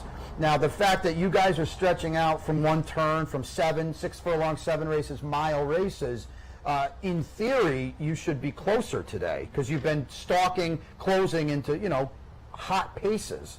Do you expect your horse to be closer today with the added turn and slower splits, or is the plan still to, at least, right now, to take back and make a run? You go back to that Met Mile, and he broke well in the Met Mile, and he put himself in a good position in the Malibu, the Belmont Sprint in the past, going 7, 8, 6.5. He's been able to put himself in good position. So I would definitely anticipate breaking. If we break well, it's a short run to the first turn, kind of established position, make Diversify have to work to whatever he's going to do, make Diversify have to work, and at that point then see how the race develops in front of us. And, not only Dalmore, but to the inside, Tapper breaking from the rail, and he's been kind of the way you watch he breezes, he kind of breaks away real quick. Johnny Velasquez on for the first time in a long time, or maybe in the first time at all. So Johnny, you got to think, is going to push a little bit, and Backyard Heaven has got to break from post 2 with Castellano. So, there's going to be a little bit of a scrum up over there, and you want to make sure you're not too far behind, and we'll see what happens with Dalmore as well. Yeah, and I think you guys have a perfect post, and if fans aren't aware, the run into the first turn going 9 furlongs here on the main track at Saratoga is very tight, very quick. So Diversify will have to be used a little bit to, I don't know if it's to clear the field, but at least get position going in. And I think it creates for kind of a fascinating race. I know Rick Violet, who I'm going to have on in a little bit, was not going to run here, and now Diversify does come here. At least just from a handicapping perspective, his run in the Suburban was so huge, and you wonder if maybe he regresses a little bit. I think you guys are in a really good spot today. Your horse obviously is coming in here doing well. This was your race all along. I think maybe, at least in theory, you catch Diversify at a good time too. I think it's a possibility, but watching his breeze last Sunday, knowing that Rick was on the fence about what he wanted to do, so Backyard Heaven was working in company, Diversify, and I had one, and my eyes were on Diversify and Backyard Heaven. And Backyard Heaven, I didn't think breezed well the other day. I thought Curlow kind of outworked him, and we'll see him in the Alley Door on Sunday. Diversify, I thought, worked lights out. I've been watching him all Palm Meadows this winter time, thinking that, at some point we're going to cross paths. Of course. And that breeze that he had on Sunday was the best breeze he's ever had in his life. And it really, really impressed me. And I knew right away at that point that Rick was going to run in the race. That being said, a half mile, 5 furlong work, a lot different than running in a race. How much do you have left in the tank? And the one thing really, there's no doubt about, first of all, Rick's done a great job with Diversify, first for Windsor and then purchasing him back for Ralph and Lauren Evans. But at the end of the day, the big thing is that his best races are when he's loose on the lead. He won the New York Bred Race 2 back, but he beat Pat on the back. And Mind Your Biscuit's a little bit better than Pat. Yeah, and Pat on Your Back's at 85-1 in here. Yeah, I agree with that. You mentioned, you knew at some point you were going to tangle with Diversify. I would think it's pretty cool. You've got the all-time most, Mind Your Biscuits, the all-time leader in New York bred earnings. I think it's pretty cool that Diversify and Mind Your Biscuits are tangling now, as you said, in the Whitney, not the Evan Shipman or anything like that. Just talk about two New York breds who are, as you mentioned, one of the ones now in the handicap division that is there for the taking, and they are, whatever you think of the morning line, and that's what the general public, Diversify is 8-5 and Mind Your Biscuits is 9-5, or vice versa in here. In the Whitney handicap. That's pretty cool for the New York bred program. I think it speaks in volumes of what the New York bred program is anymore. It's no longer a bunch of Utopias and Rizzies out there, but it's horses that can compete with the blue bloods everywhere. I mean, whether it be New York or Kentucky or Florida or Dubai or wherever. We won a Breeders' Cup race last year with Bar of Gold, kind of setting that standard there. And the first ever Grade 1 winner for New York bred was here in the Met Mile, in the Whitney before. So, it's one of those things to where New York breds can go anywhere, and we're proud to be from New York. I know Rick certainly kind of everything that he's done for the New York program. So we have a lot of pride in that, and we're excited, and we hope that we're one too. We just hope that we're on top. Yeah, for sure. Couple things before I let you go. Obviously, this is a horse you own in part with your family. You purchased this horse. You've seen it all happen in front of you since day one. $30,000 purchase, I think. Done pretty good. $3.9 million, and certainly counting. What's it been like to, again, see this horse develop from here on up and be where you are today as a legitimate, to me, favorite to win the Whitney? I mean, it's kind of a great kind of blue collar story. We're a lunchbox family. He's a lunchbox horse, and when we bought him as a yearling, you have this vision. Not that he's going to win the Whitney or win any Great Estate race, but he's a cool New York bred, and maybe he can develop into a nice horse, make $150,000, go through your conditions, maybe win a race at Saratoga. Not this one. And so to see kind of as he developed and got better and better, and then by the time as a 3-year-old, we put the blinkers on him and took another leap up. But I remember as a 2-year-old running over here, he got beat by a horse named Champion of the Nile by Linda Rice. Right.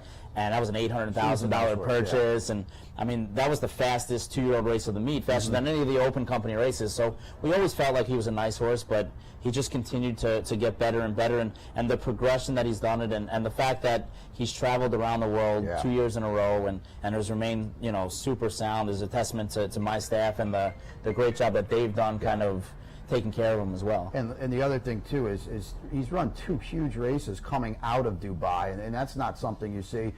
You mentioned, all right, so he's 1 for 5 at Saratoga, but you hinted at kind of, and I think I don't disagree with you that there's been some, he's run big races here. He won the Amsterdam, obviously, as you said. He caught that good horse for Linda Rice, I think Lady Sheila Stables. So a little deceiving that maybe people look at that and say, well, he's 6 for 17 everywhere else. He's 1 for 5 at Saratoga. Not necessarily the case. Kind of very similar to how we were last year or this year going to Dubai. We had lost 4 races in a row, and everybody was writing us off saying, well, you're done. And we said, no, we're sitting on our big race. Here, we're 1 for 5. I promise you this. His 6th race at Saratoga will be his best one, and you take with that what you want. Good to hear. Last question. I know you've got now some horses for Zayat and things like that. Obviously, I asked Jonathan Thomas this question too because he's done a really good job with Catholic Boy. I would think this horse has opened up a lot of doors for you. A few. Trying to go out of business though, so we'll see. Right. We do have Chad Summers. Chad, good morning. Hey, Seth. How are you? Very good. Happy to have you on board. And I'm in here this morning with Sully Karate, and I said at the top of the show, wanted to reach out to you after the news earlier this week about Mind Your Biscuits and the retirement and take a few minutes to reflect. First, just give us this week and what the game plan was and how it played out this week after the workout. Yeah, just we're looking to kind of get him his first work back from the Breeders' Cup and looking at either the Clark, which is going to be next Friday, or the Cigar Mile on December 1st. And just kind of a routine gallop into the breeze. He wasn't showing that same energy, and rather than push him just to make the race, we thought that the better thing would just be to kind of leave it alone and, be happy with the career that he had. Go back also a couple of weeks ago to the Breeders' Cup. I'm sure that had to be a disappointment for you, but what was your takeaway from that race? Yeah, severely disappointed. Everything had gone exactly according to our plan, basically since we had arrived in Kentucky, and he was training as well as anyone according to, most of those clock reports and things of that nature. And, we were excited about the race, and the race kind of unfolded exactly how we thought it would. And just he never really picked up the bit. He never was really into the race, and Tyler kind of felt that he didn't feel like he had the same horse that he normally did, so he just kind of took care of him rather than try and beat him up. But obviously, shocked would be the first word that came to mind. And particularly with those early fractions, as you watch those, you had to feel like, oh, we're in a good spot. No, I mean from the time he left the gate, and after about a quarter mile, it didn't look like him. Yeah. And so it was more of concern than it was even looking at the fractions or looking at where anybody else was in the race. I mean, we had a pretty good feeling right away that he wasn't himself, and came back to the barn and drank 3 buckets of water and was blowing for 45 minutes and just feel like he might have had just a bad reaction to the Lasix, unfortunately. Yeah, interesting. So now what's the game plan? How does he transition from on the track and working out earlier this week? How's he transition from there to Japan? Yeah, it's just a letdown process at this point. He'll stay with us for a week or two and just kind of let down and, gradually back off his feet a little bit and just kind of, keep walking him 2 or 3 times a day just to keep him happy, but no more training. And he'll head off to Darby Dan Farm a little bit after Thanksgiving, and he's got to do some quarantine over there, some stallion quarantine, things they did with Dre Fong last year. And then he'll head for Japan on January 8th. He'll fly over there, and he'll take a ferry up to the Shad-Eye Stallion Station and join their other 30 stallions over there. And I'm guessing you're going to miss him, not just because of a horse like this is just important to any barn, but it was fun to see video of you over the years. And the Hennigan brothers did a great job with that All-In series that led to the Breeders' Cup, and part of that was covering the Whitney, and there was a video of you there and some other spots, as I say, just interacting with the horse who seemed to have a great personality. Yeah, I mean, it basically became my second son. I mean, I spent almost every day with him for the last 4.5 years, so it's going to be a big adjustment for me. There's a face that you come to see every morning, every day, every evening, and it's no longer going to be there. So that adjustment period will be tough, and I'm going to go to Japan with him and make sure he settles in well, and we'll make trips over there about once a year and make sure we attend the yearling sale and maybe try to buy a couple of his babies.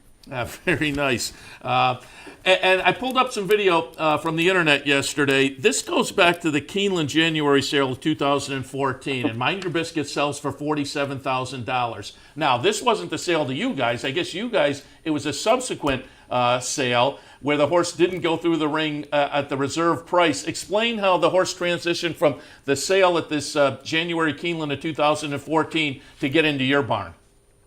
So he sold in Keeneland January there for $47,000 in a partnership that was Mockmore Hall of Carrie Brogdon and Imagine Stables down in Florida, Marnie and them over there, and they bought the horse to Pinhook, and basically they saw it was a New York bred that was a good physical with an okay page. Thought that maybe the horse was in the wrong sale, and they take it over to the Fasig-Tipton sale up in New York in Saratoga. And at that sale, it was funny because Carrie sells under Select Sales, and they had so many New York breds in their program that they couldn't fit in one barn. So they built a temporary tent, which was outside. For those familiar with Saratoga, where the old feedlot was, which is now the Saratoga Special Headquarters.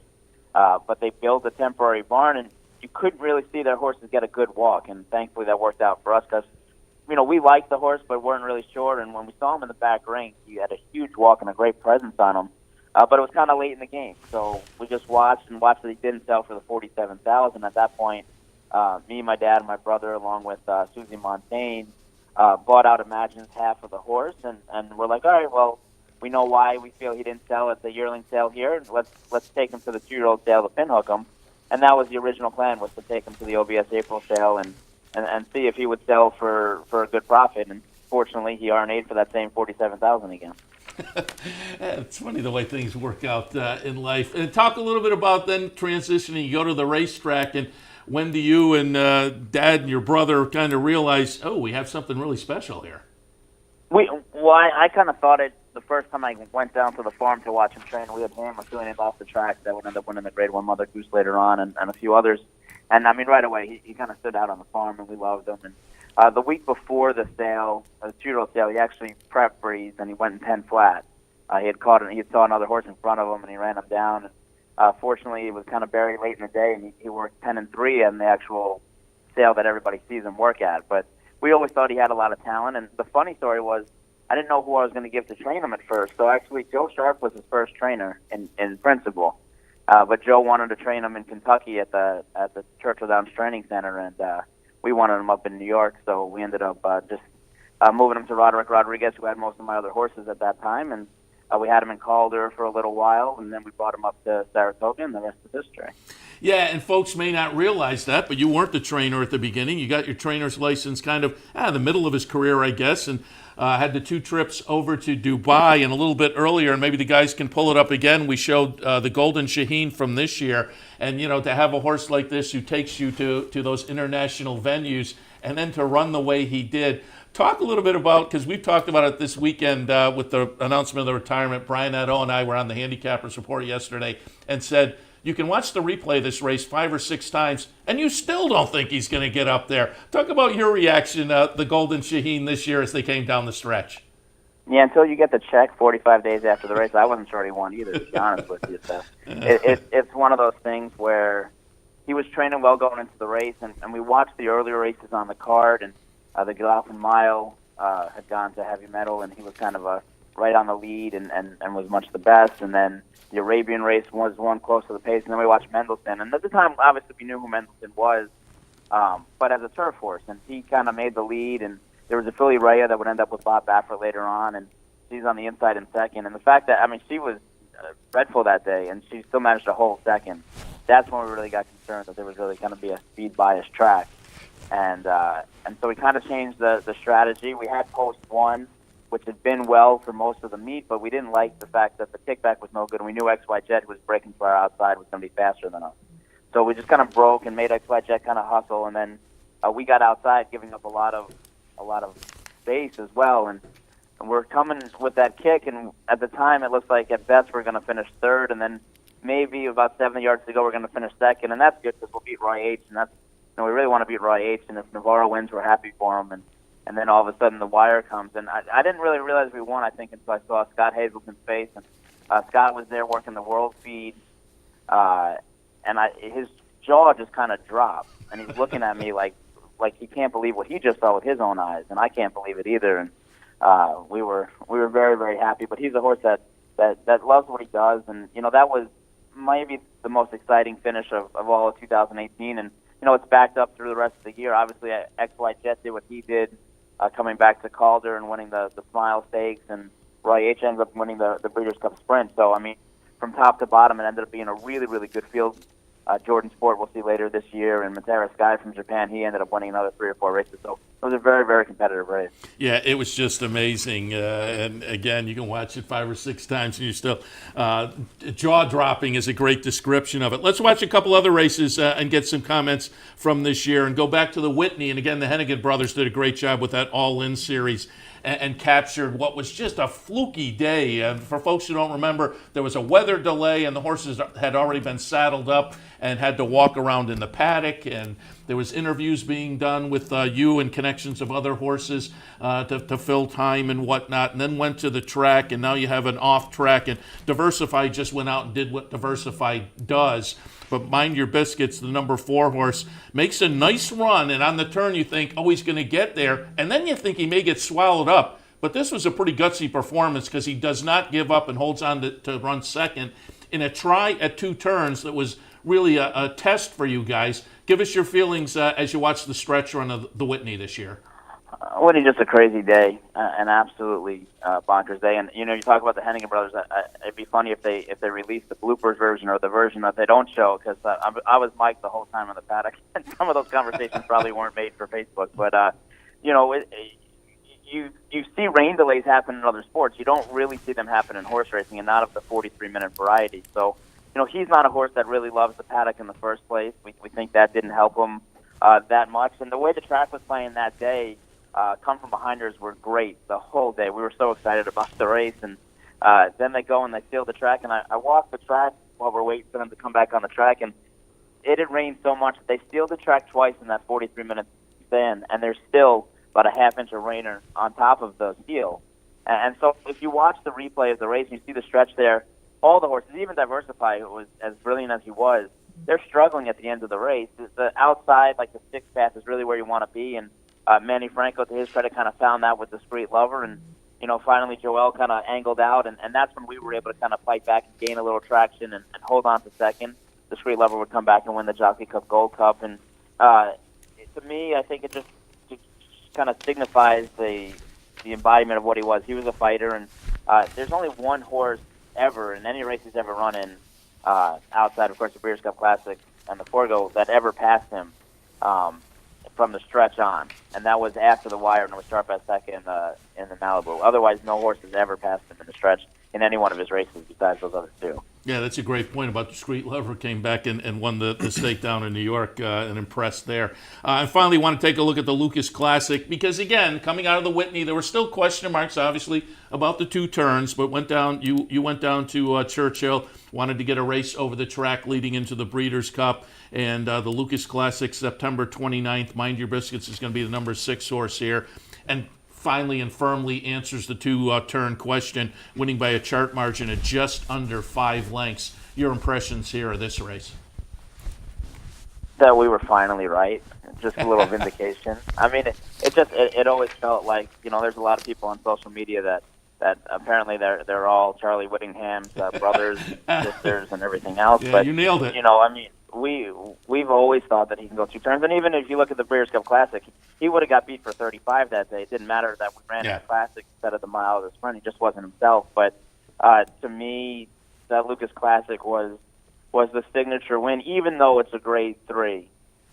It was just a signature win and almost a fitting stamp of what was his career, that he could go the 2 turns, that he could be a Grade 1 winner at 6 and 7 and stretch that speed out to the 9 furlong mark. And I mean, he was so much the best that day, and Honorable Duty was doing really good. He had run second in the Stephen Foster right before that. And, some of those other horses, it wasn't the toughest field, but he did what he was supposed to do, and he galloped out great, and Tyler never touched him with the whip at all. And I mean, he just showed that he just loved to run, and he loved Churchill Downs, and he handled that track so well. And that's what really kind of shocked us about the Classic, because it wasn't the track, because we knew how much he liked the track. Yeah, it just clearly was one of those fluky kind of things, but leaves the scene with $4.2 million in the bank, the richest New York bred of all time. A couple of Horse of the Year, New York bred Horse of the Year trophies, and there's probably some other hardware waiting for him this year at the New York Bred Awards. I'll tell you what, that's going to be a tough one. I don't know. I mean, Diversify certainly had you're right. Four-star Crook.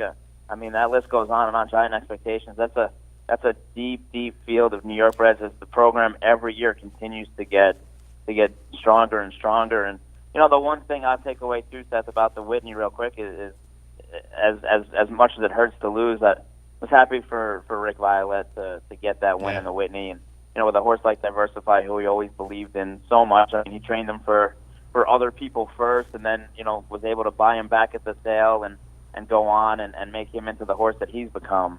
I mean, all the credit to Rick on Diversify as well. Yeah, well said. Rick will certainly be missed around the track, as will Mind Your Biscuits in your barn. And just before we let you go, Chad, I'll let you sum up, if you can. Again, 2-time New York bred Horse of the Year, $4 million in the bank. As I say, your training career kind of started out mid-career with him, and you've had him with a couple of wins in Dubai and some of the other nice races we just took a look at. You, your dad, your brother, part of the ownership group. Just talk a little bit about, again, as I said, if you can, what Mind Your Biscuits meant to you. Well, just one of the smartest horses I've ever been around, if not the smartest. And he's a blue-collar horse that showed that you can take a horse that, if you believe in, and willing to kind of block out the outside noise and accomplish amazing things. And you have to have the horse and the team to do it, but if given that opportunity, it does exist. And he's a movie, and we'll always be so thankful and so grateful for everything that he stood for and everything that he did, and can't wait to see his babies on the track. Yeah, it'll be fun, certainly. And again, Chad, congratulations to you and the entire team on the career of Mind Your Biscuits. If I'm not mistaken, I saw you had a couple in at Gulfstream today, right? Yeah, we're down here. Let's see, got that filly designing. She's going to run here and then December 29th in the stake, and then she'll be in the January sale at Keeneland. She's got a huge pedigree, half to Reading Colliery. And Rose Path, little 2-year-old filly we bought for $8,000 at the June sale. That she might need one more, but she's one that we'll hear from more at Gulfstream down the line in the wintertime. Very good. And again, Chad, congratulations to you, the family, the other partners and whatnot on the really brilliant career of Mind Your Biscuits. Again, as you we've alluded to already, just another one of those exclamation points on the New York bred program that really kind of blossomed, as you said, this summer at Saratoga, not just the Whitney, but some of the other stakes up there as well. And Mind Your Biscuits, a huge part of that. Chad, really appreciate the visit this morning. And again, congratulations on the career of Mind Your Biscuits. You got it. Thanks, Seth. Thanks a lot, guys. Chad Summers, trainer of Mind Your Biscuits, and again, as we saw in some of those races and just talking about it, obviously meant a lot to Chad and his family and the other partners, but the New York bred program as well, and just as fans, meant a lot to us when you watch a race like that Golden Shaheen, which is a fan, you just don't see that often, so when you do, that becomes one of those memorable races that you check off and put in your back pocket to refer to years down the line. Again, a great year for the New York breds up at Saratoga and beyond. But Saratoga wasn't just New York breds, obviously, as every year. We talked to the people behind the scenes, the big names on the backstretch, the prominent owners, and some important people at NYRA as well. All of that, again, this summer, 2018 at Saratoga.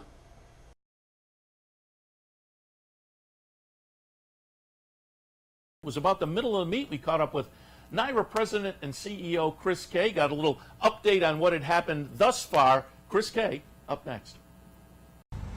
Welcome back to Racing Across America. As promised before the break, joined now by Chris Kay, CEO and President of NYRA. I saw Chris in the winner's circle yesterday. I said, come on over, let's do a halftime report. Welcome. Great to be here, Seth. Thank you. Happy to have you here. As I say, 21 days down, 19 still to go. Let's just talk a little bit. We'll hit on some subjects. I have some of the renovations that you've now had an opportunity to get some feedback on. I want to hit on that, some of the other events that are coming up. But as we are across the halfway point, just give us a little update. You and I were talking yesterday. Obviously, the weather a big factor. I can't remember summer as quirky as this. No. We've had rain almost every day. We started out with a fantastic opening day as well as Saturday and Sunday. And then I think it's rained almost every day ever since. And sometimes the rains have been almost torrential. I mean, we had 2.5 inches one night, which is reminiscent of my days in Orlando, Florida. And of course, so the ground has been saturated. We've had to take a number of races off the turf just because it's for the safety of our participants. And hopefully we'll have warmer, sunnier days for the next 19. Yeah, and you know, the racing has certainly held up very well. Monomoy Girl, Diversified, Mind Your Biscuits, Imperial Hint, Voodoo Song the other day, a great story. I mean, that horse just absolutely loves this track. And the people have turned out, and you know, we talk about it here when we're here in the morning. We look out from the tent, it'll be overcast as it was when we did the handicapping show this morning. I'm looking out now, the sun is shining, so don't anticipate if you're home. If you're thinking of coming up to the track, come up, because again, as you say, it's kind of like Florida. There have been a bunch of days where it's a beautiful day, a shower blows through, and then it's beautiful again. Exactly. And there's something here for everyone. You know, when it does rain, we've got plenty of area for cover, and there is a lot of fun. And so this is one of those things where I think also we have a certain amount of pent-up demand for people that have wanted to go to the track the last couple of weeks. Come out now because it should be great weather. Yeah, I had some photos that the guys will put up from the backyard just a few days. Friday was a gorgeous day, and I think it was over 30,000 the paid attendance. And we get one of these gorgeous days and people just show up. But as I said, the backyard, a nice crowd out there on the nice days. And again, even some of the other, like Whitney Day. It was a gorgeous day up until just 2 minutes before the Whitney, and then it rained, and then it was nice again right after that. It's been very quirky. But as I say, also wanted to touch on some of the renovations you made. You and I were talking in the winner's circle yesterday, and the guys are going to show some pictures from an area I hang out in, which is you go up that outside escalator. The top of that escalator, there are some sand machine betting windows there, and some folks sit on the benches. And I'm in the press box most of the day, but I like to get down and watch a few races and just see what the crowd's like. And so I hang out in that area a lot. First couple of days at the meet, and the folks can see with the pictures, I was there and I said, man, it's changed. It's really nice now. And it took me a while, which is a compliment, to figure out exactly the change, because it used to be an awning. And Correct. it took me a couple of days to remember that and realize that, which, again, is a compliment in how well this new fixture fits into the overall scheme of how the plant looked. But with this new roof, there's a practical aspect of it, and you'll touch on that. But just the aesthetic aspect with that old awning, there were the stanchions there in the middle. And again, that shot we had of, it's like, I call it a boulevard. It's just a really nice, you guys did a great job. And as I said, you can also talk to the practical aspect of it. Right, so it is a beautifully new area, because when we had those awnings, the red and white awnings would create a pink hue underneath it, which wasn't that great. And we had a stanchion, it seemed like every 4 feet. Yeah. And so it was cluttered, and it just wasn't great. Now it's all wide open. We've put in all those new pillars, and it's been a much better experience for all of our fans, both in the club terrace as well as along the boulevard, as you said. The practical aspect is this. By virtue of doing what we did with these copper roofs, and by putting in 56 supporting beams underneath, we have extended the life of the building by an additional 50 years. So I don't know whether or not this building was good for another 50 or 75 years, but whatever it was good for last year, add 50 more to it. So it's kind of like this group is paying it forward, and I think it's going to be very significant so that this grand old building will be grand as it gets even older. Yeah, and as I say, and as folks look at the pictures, a really great job, and it matches into the architecture that was already there.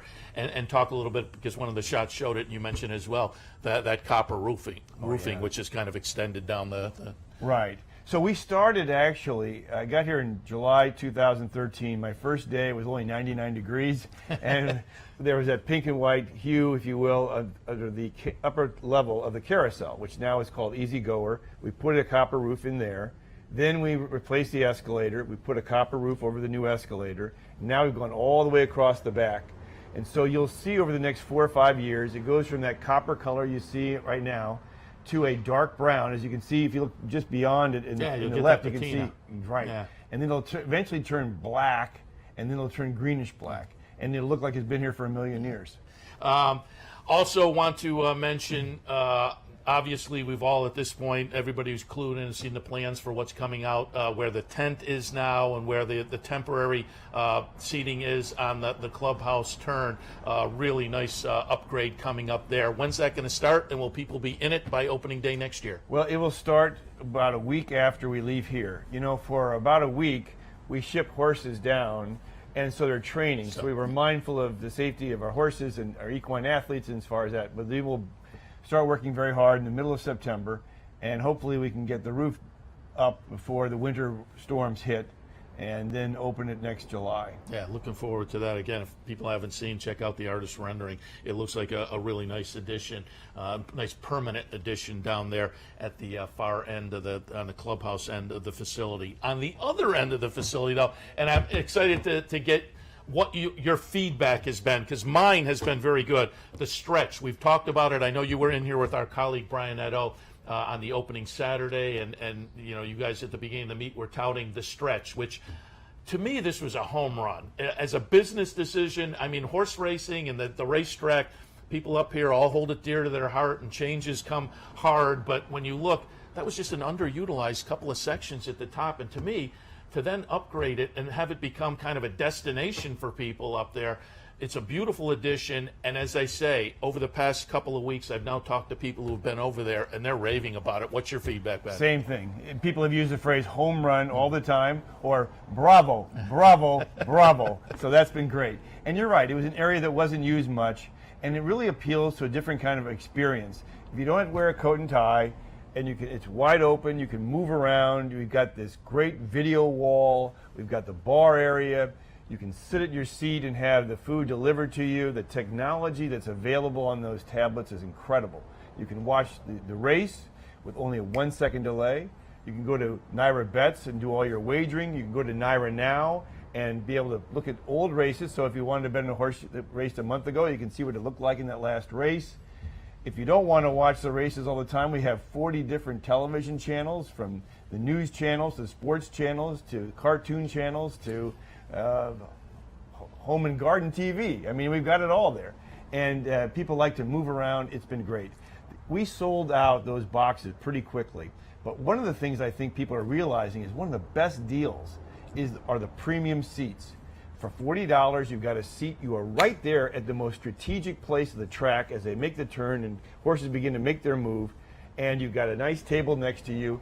After the race is over, you go up, hang out at the bar, hang out in the dining area, have fun. You can place your bets either at one of the many tellers dedicated to the people in the stretch, or on your phone, or at one of our self-service machines. Go back down, watch your race, do it all over again. Yeah, as we've been showing the pictures, people get an idea of just what the upgrade was. Again, a couple of sections at the top of the grandstand that just were totally underutilized. So from a business perspective, really a great idea. And I'll add, for folks who haven't walked down there, walk down, but better yet, you've now added Fridays and Saturdays. People can go down after 6:30, and for an hour or so, they can get in and take their own first-hand look. Exactly. So we do have certain seats available on a daily sale basis. So that's the best way to check it out.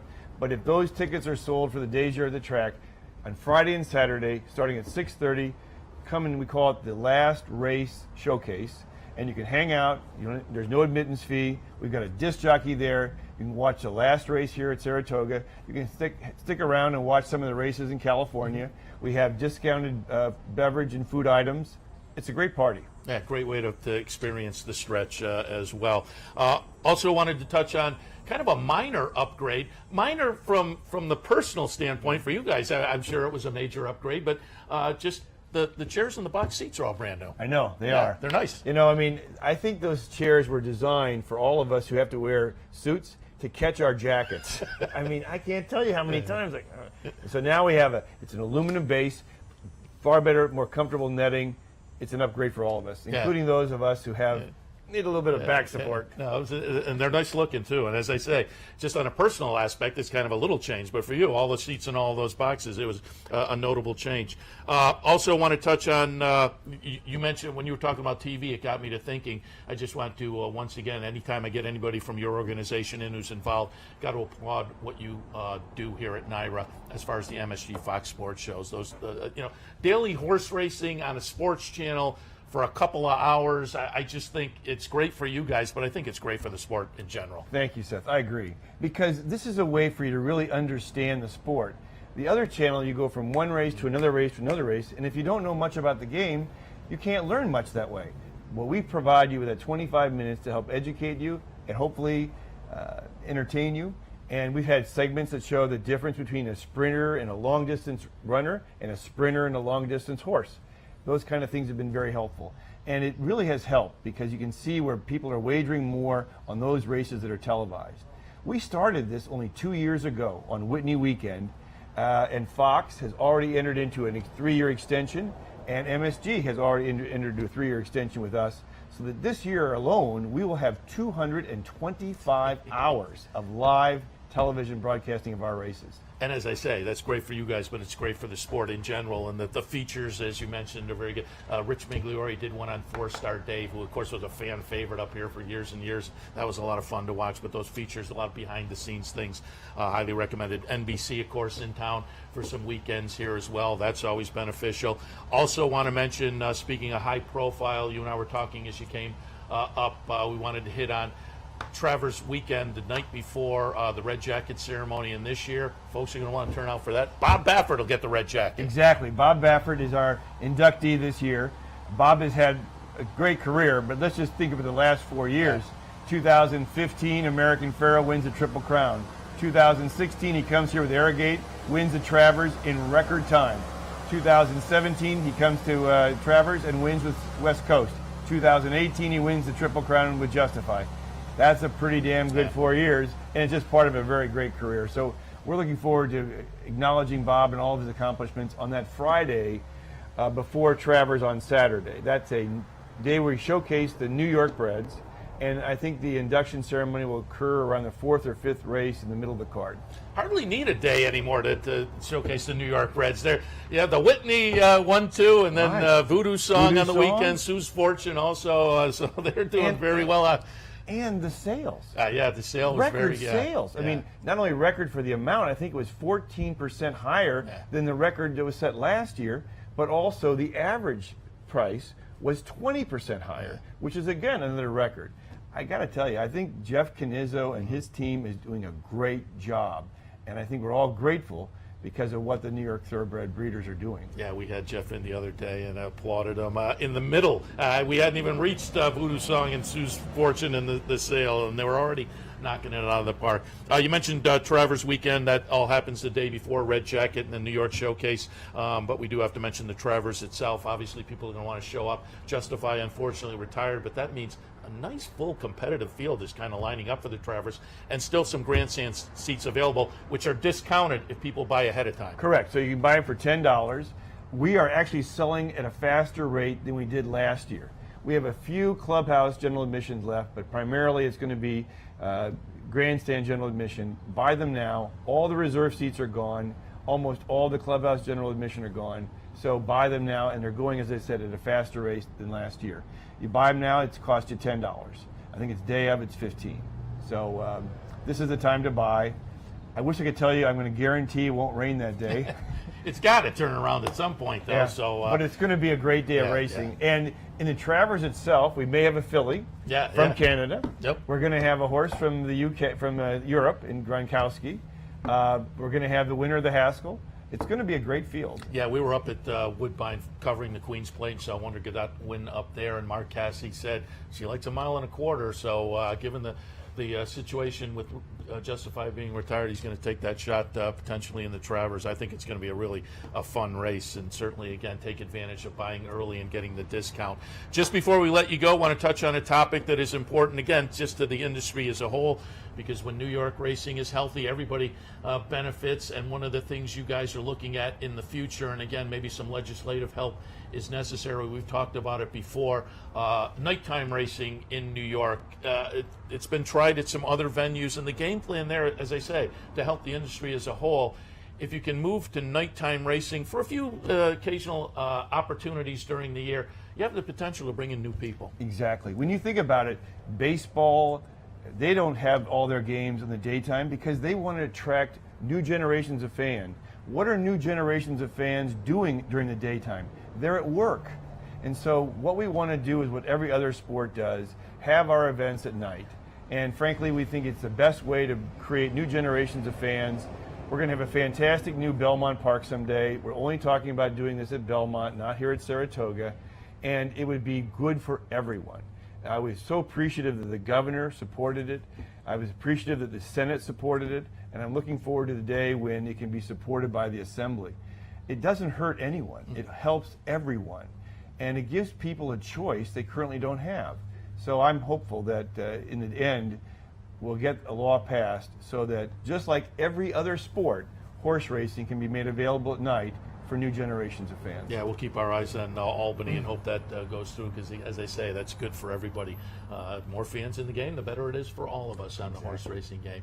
Chris, appreciate the visit. And again, congratulations on a good start to the meet. The weather's been a little funny, but as I say, the renovations are great. I've gotten great feedback myself, and it sounds like you have as well, on a lot of the upgrades and some upgrades still to come. But hopefully we'll check in again in about 3 weeks, and all will be good. All will be good. We won't be soggy. There you go. Chris Kay, President and CEO of the New York Racing Association.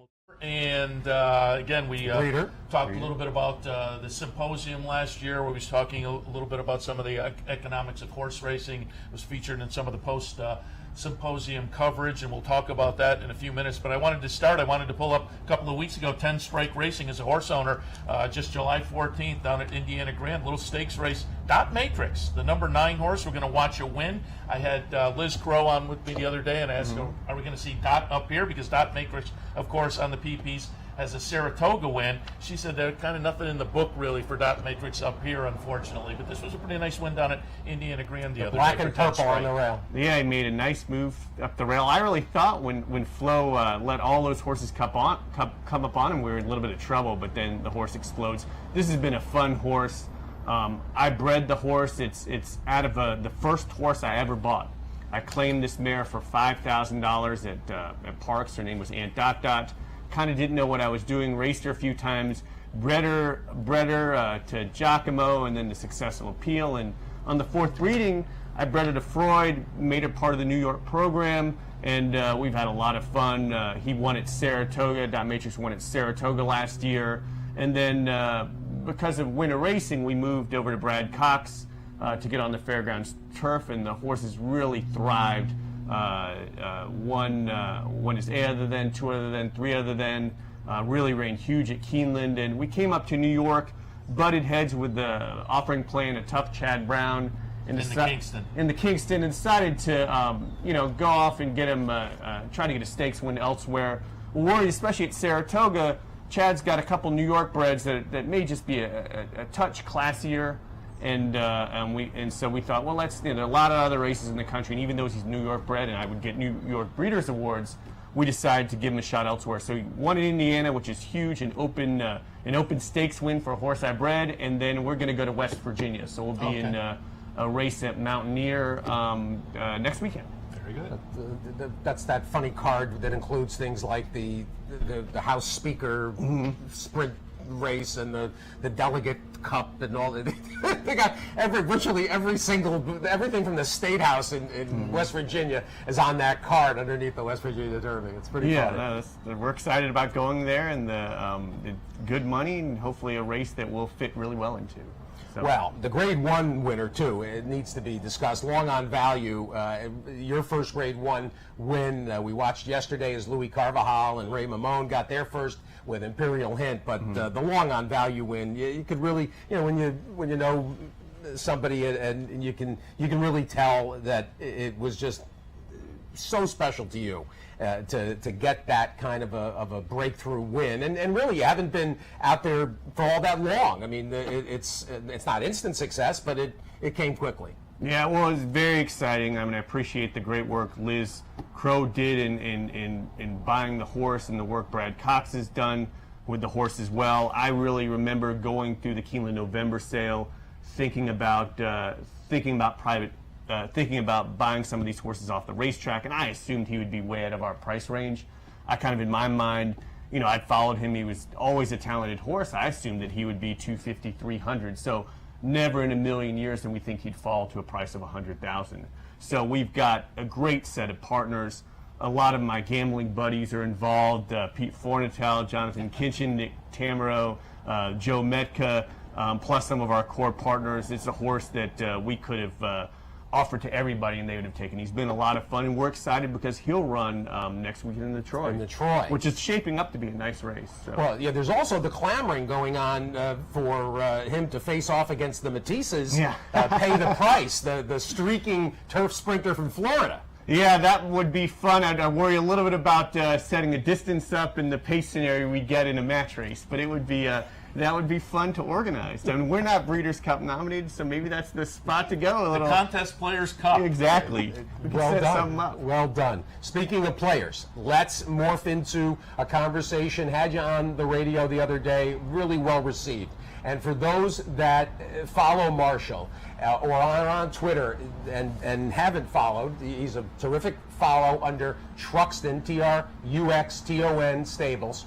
And Marshall's economic background has contributed to any number of discussions about the horse playing landscape and the economics of horseplay.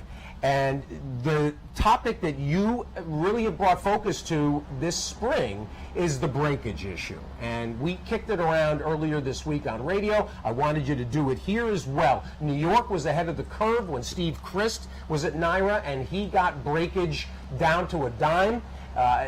This era, it feels, with the ADW getting more and more of a lion's share of the play, it feels like there's no need for breakage anymore. And putting that lost money back in the hands of the players will increase churn. There's nothing but positives. I agree. I mean, it's too long. We're in the 21st century now. There's no reason that we should be rounding down to the nearest dime per dollar. I use this example of justifying the Preakness should have paid $2.89, but they rounded down to $2.80 to win. Now let's think about what that means. So you bet $2 to win on Justified, you win 80 cents, right? You should have won 89 cents. So that's 9 cents, right, that you're losing out on. 9 cents compared to 80 cents, that's almost 10% of your bet, right? And so it increases the takeout 2 to 3%. It really hurts the win, place, and show pool. It makes the place and show pool almost unplayable, right? And so, you may think to yourself, wait a minute, that's only 9 cents that you lose. But a lot of players betting 200 to win, 2,000 to win, that money starts to add up. And the win, place, and show pools are big pools where people churn, they bet big. They're pools that we would like to get more novice players, recreational players more involved with, because, the pick 3, pick 4, tries and supers are really tough for a casual player. But if we made the show pool and the place pool more acceptable to play in, newcomers would churn more. They would have an incentive to learn more about the game, have more of an opportunity to win, and we need to create at least the illusion of winning, right? Someone needs to come to the track, have a good time, right, and want to learn more about the game. That's hard to do if they're in the wrong pools. And so if we got rid of breakage, if we modernized, it would make those pools much more appetizing. And it really is an anachronism, because now with the fractional bets, you will see payoffs to the pennies in some of those dime wagers or whatnot. So why isn't it across the board? Yeah, no doubt. I mean, the dime supers pay to the pennies, so there's no reason we shouldn't again pay to the penny on all wagers.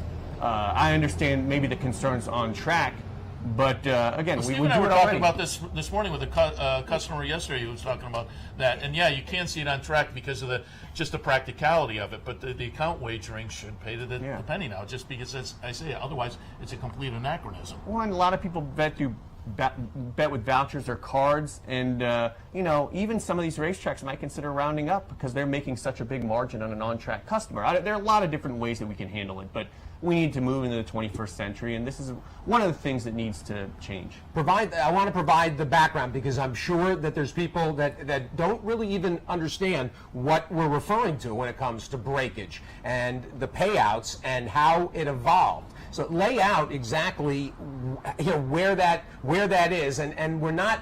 I don't want to make it out that breakage, because breakage basically is then split typically between the state and the racing organization. A lot of times that breakage money does go to things like backstretch, it goes to capital improvement, it'll go in some cases to breeding funds. So it's not as if that money is just siphoned off and out into the ether and into, although some states probably do use it in general fund. Like uncashed tickets. At the end of the year, uncashed tickets usually go back to the state as general fund money. But this particular topic would be a win-win-win for everybody involved. No, I agree. And again, all it really is the rounding down to the nearest dime per dollar at your standard racetrack. So again, it could go as far as you should be able to win $2.99 on a show wager, and it's rounded down to $2.80. Now, New York, under Steve Christ about 30 years ago, changed the rounding to the nearest nickel per dollar. They actually made it revenue neutral, so it rounds down to the nearest quarter for bigger long shot wagers, but for short price horses, your increments are 210, 220, 230, 240, which is opposed to most tracks, which are 210, 220, 240, 260, 280. And so all these things, at least in terms of short price win horses, place horses, and show horses, make them very unattractive to play. And so look, there are many great things about our game. There are many things that need to be fixed, but I think this is a fix that can be made. And let me be clear, there will always be breakage, right? You can't round down to fractions of pennies, but why not, instead of 289 to 280, why not 289 down to 288 or 144 per dollar? Round down to the nearest penny. I get what you're saying about the fact that a lot of the money is used to fund different things, but that could come elsewhere. Again, there would be some shifting around of the way rebates are done. But as you say, too, the churn may then mitigate that. Exactly. So the tracks would get more money that they could give to these programs that are getting money from breakage now. Oh, exactly. And that's very true. That's what we hope. And again, if I go play blackjack as a novice player, I may win 40% of the time. You bring a newcomer to the horse track, right, and you put them in the super pool, right, they're going to lose most of the time. But if you put them in the place and show pool, you make some win wagers, they're going to win a few times, come back, want to learn more about our great game, they may become hardcore players like us down the road, and that's what we're looking for. And that's something that you bring it up, and it reminds me, every year I'll bring family members or some people who are not familiar with the track, and I'll say, I'll try an exactor, and they'll jump into the show pool, and we forget. They're thrilled if they get $2.60. And so, yeah, if they add a little bit more money to their wagers every time, again, they have a little more money to play, and more chances to get more engaged with the game. And that's how I sort of really thought about this more. As I was playing, Oaklawn has a 10% takeout on track for their show wagers, and so I was playing these show parlays, which were a blast. I'd start with $20 and I would build it up, and if I lost at the end of the day, I'd only be down 20. But I was realizing I was churning thousands of dollars playing the show bet parlay, right? And again, when people bet the place and show, they're betting in bigger increments, right? And it really can increase churn. And again, people's chances at winning. And again, you could be picking colors or playing jockeys and have a good shot of having at least, long run, if you did that, nothing but that, you're going to lose. But on any given day for a recreational player, they're going to have fun and then maybe investigate our game more. And that's, again, we need to get people into the game, and that's the place to start. Marshall, yesterday had the pleasure of meeting your father, Senator Phil Graham, and I asked, do you like the track? And the answer was a resounding no. And he said he has no explanation for why you love it so much. But you did explain how you got into it. And we touched on this with you last time we were together. And the course that you teach at Rhodes, which in some cases is probably introducing horse racing and the finances and the problem-solving skill elements. And it prompted a conversation very quickly that we had yesterday. The industry is constantly looking for ways to bring the game to a wider audience. And the one thing that we don't seem, I don't sense that we do a good job at all, is reaching out to the group of people out there that enjoy mathematics, that enjoy problem solving. And you think of the Sudoku craze, which was very much a numerical and an equation. There are people out there that don't even know that they would enjoy this for the same reason that you said you got interested in as a kid, growing up in the Washington, D.C. area, looking at not the box scores, but the agate for racing results, and then figuring out there's time involved, there's dollars and cents involved, there's equations, and there's the problem-solving skill set. Yeah, so first off, back to my dad, he finds it fascinating that my passion for the sport. So he enjoyed his day. He had a great day at the races. He enjoyed the big crowd. Who could not enjoy yesterday at Saratoga? But he does. It's bizarre to him that I fell head over heels for this sport, where I came at it with no introduction. I mean, I never got taken to the racetrack. It was totally foreign to me. But when I was growing up, I grew up in Washington, D.C. We had a district. We didn't have. We had 3 television stations. Bizarrely, D.C. did not have cable television until 1989, and that's cable television was largely a rural thing. So my access to sports was the 6 o'clock news and the sports page. Well, the sports page had a huge section on horse racing, and I was fascinated by it. I started reading Andy Beyer because he was the writer, and it was all about numbers. And I do agree that often we're more worried about our sport being too complicated, as opposed to trying to draw people into what makes it more interesting, especially numbers people. Look, a lot of kids fall for baseball because of the statistics. I fell for horse racing, right? And horse racing is such a better sport than baseball. You can be actively involved, right? For a minute and 12 seconds or to 2 minutes, I'm actively involved with the horse. I own that horse for that brief amount of time and can make a decision and see if I'm right or wrong. And I did all sorts of experiments and tinkering, and I found that in my class, that students were interested, especially nowadays, these younger kids are interested in gambling, or what I call finding value. They're interested in problem solving. They really like learning more about horse racing. They find it very unique, something they know nothing about. But when you become a horse racing fan, it's kind of like joining a cult, right? And you get immersed in it. And there's I taught a 7-week course, had 35 students, which for Rhodes is a large number of students. It's a small liberal arts college in Memphis, Tennessee. And again, they really enjoyed it. And in 7 weeks, we could really only scratch the surface, right? There's what we acquire in studying racing takes a long time to learn. And, maybe part of it is that if we look at sort of standard broadcasts of racing, there's a lot of focus on the celebrity and the fandom and the making of a mint julep, and not enough on the horses themselves and the jockeys on the handicapping. If you turn on football, right, they talk about the game. It's all technical. And it's a complicated game, right? We think about it because we've grown up watching it. Football's complicated. They don't dumb it down for us. And, I believe you can do both in a broadcast, right? The brain teaser aspect is what I love about the game. As a kid, I love those brain teasers. The train leaves from Chicago, a train leaves from New York, who's sitting in the third seat in the coach section kind of thing. And to me, horse racing is that kind of a similar adult angle where you try to solve the puzzle, then a minute and a half later you know whether you're right or wrong, and they pay you if you're right, which is beautiful. Coming from an economics angle, as you handicap, what are the factors you look at when you handicap? Oh, I tend to be a generalist. I look at a lot of different things. If sort of in a typical race, I tend to be a class handicapper, and that comes from being an owner, right? So I look at which horses have run against the best fields in the past. I think, in part, speed figures, while great and while a great starting point, have become somewhat overvalued. So I'm often looking for a horse that's run a little bit slower but may have excuses.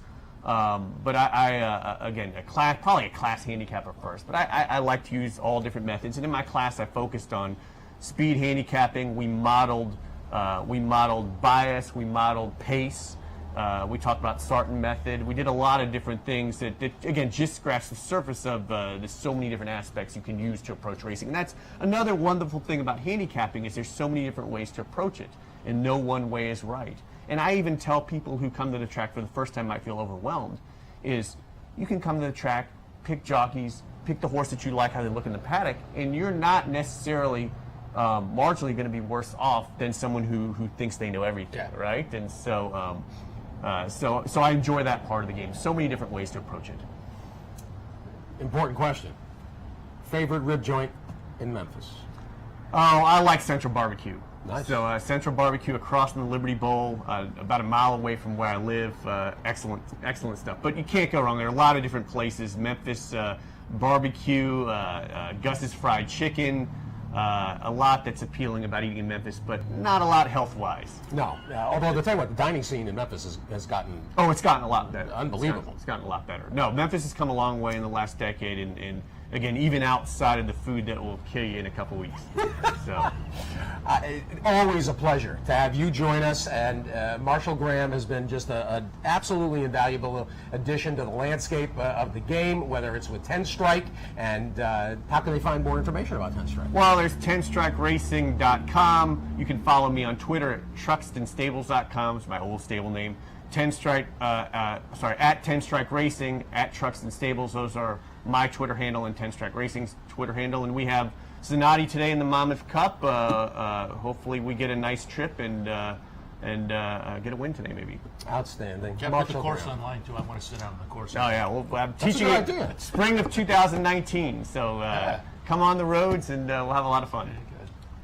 All right, we're going to wrap things up for this edition of Loose on the Lead. We thank Marshall for stopping by. Good luck this afternoon. Great, thank you. I appreciate it. Steve Bick, Seth Mary, you got anything to add before we wrap up? I don't know. It's a nice card today. Take some shots. Feels like there's a few offbeat horses that might be worth adding to tickets. Tomorrow, another terrific Monday, including the Smithwick, the rescheduled Smithwick, as well as the Coronation Cup. Turf sprinting tomorrow again. In fact, there's 3 turf sprints today, which invites a little bit of chaos. I think the weather is moderated now. That was a tough stretch the last Thursday, Friday, Wednesday, Thursday, Friday. And but the I think we're through it. has blown away, so it's a gorgeous day today. And don't forget to also, we've mentioned it a couple times with the Haskell today, post time 5:45. They'll be playing obviously on the simulcast TVs here. Lone Sailor in for Tommy Amos, Bravazzo, Core Beliefs, and the horse to beat, probably Good Magic. No doubt. So we'll wrap it up. Sundays here during the race meet, we are live from the Saratoga Backstretch.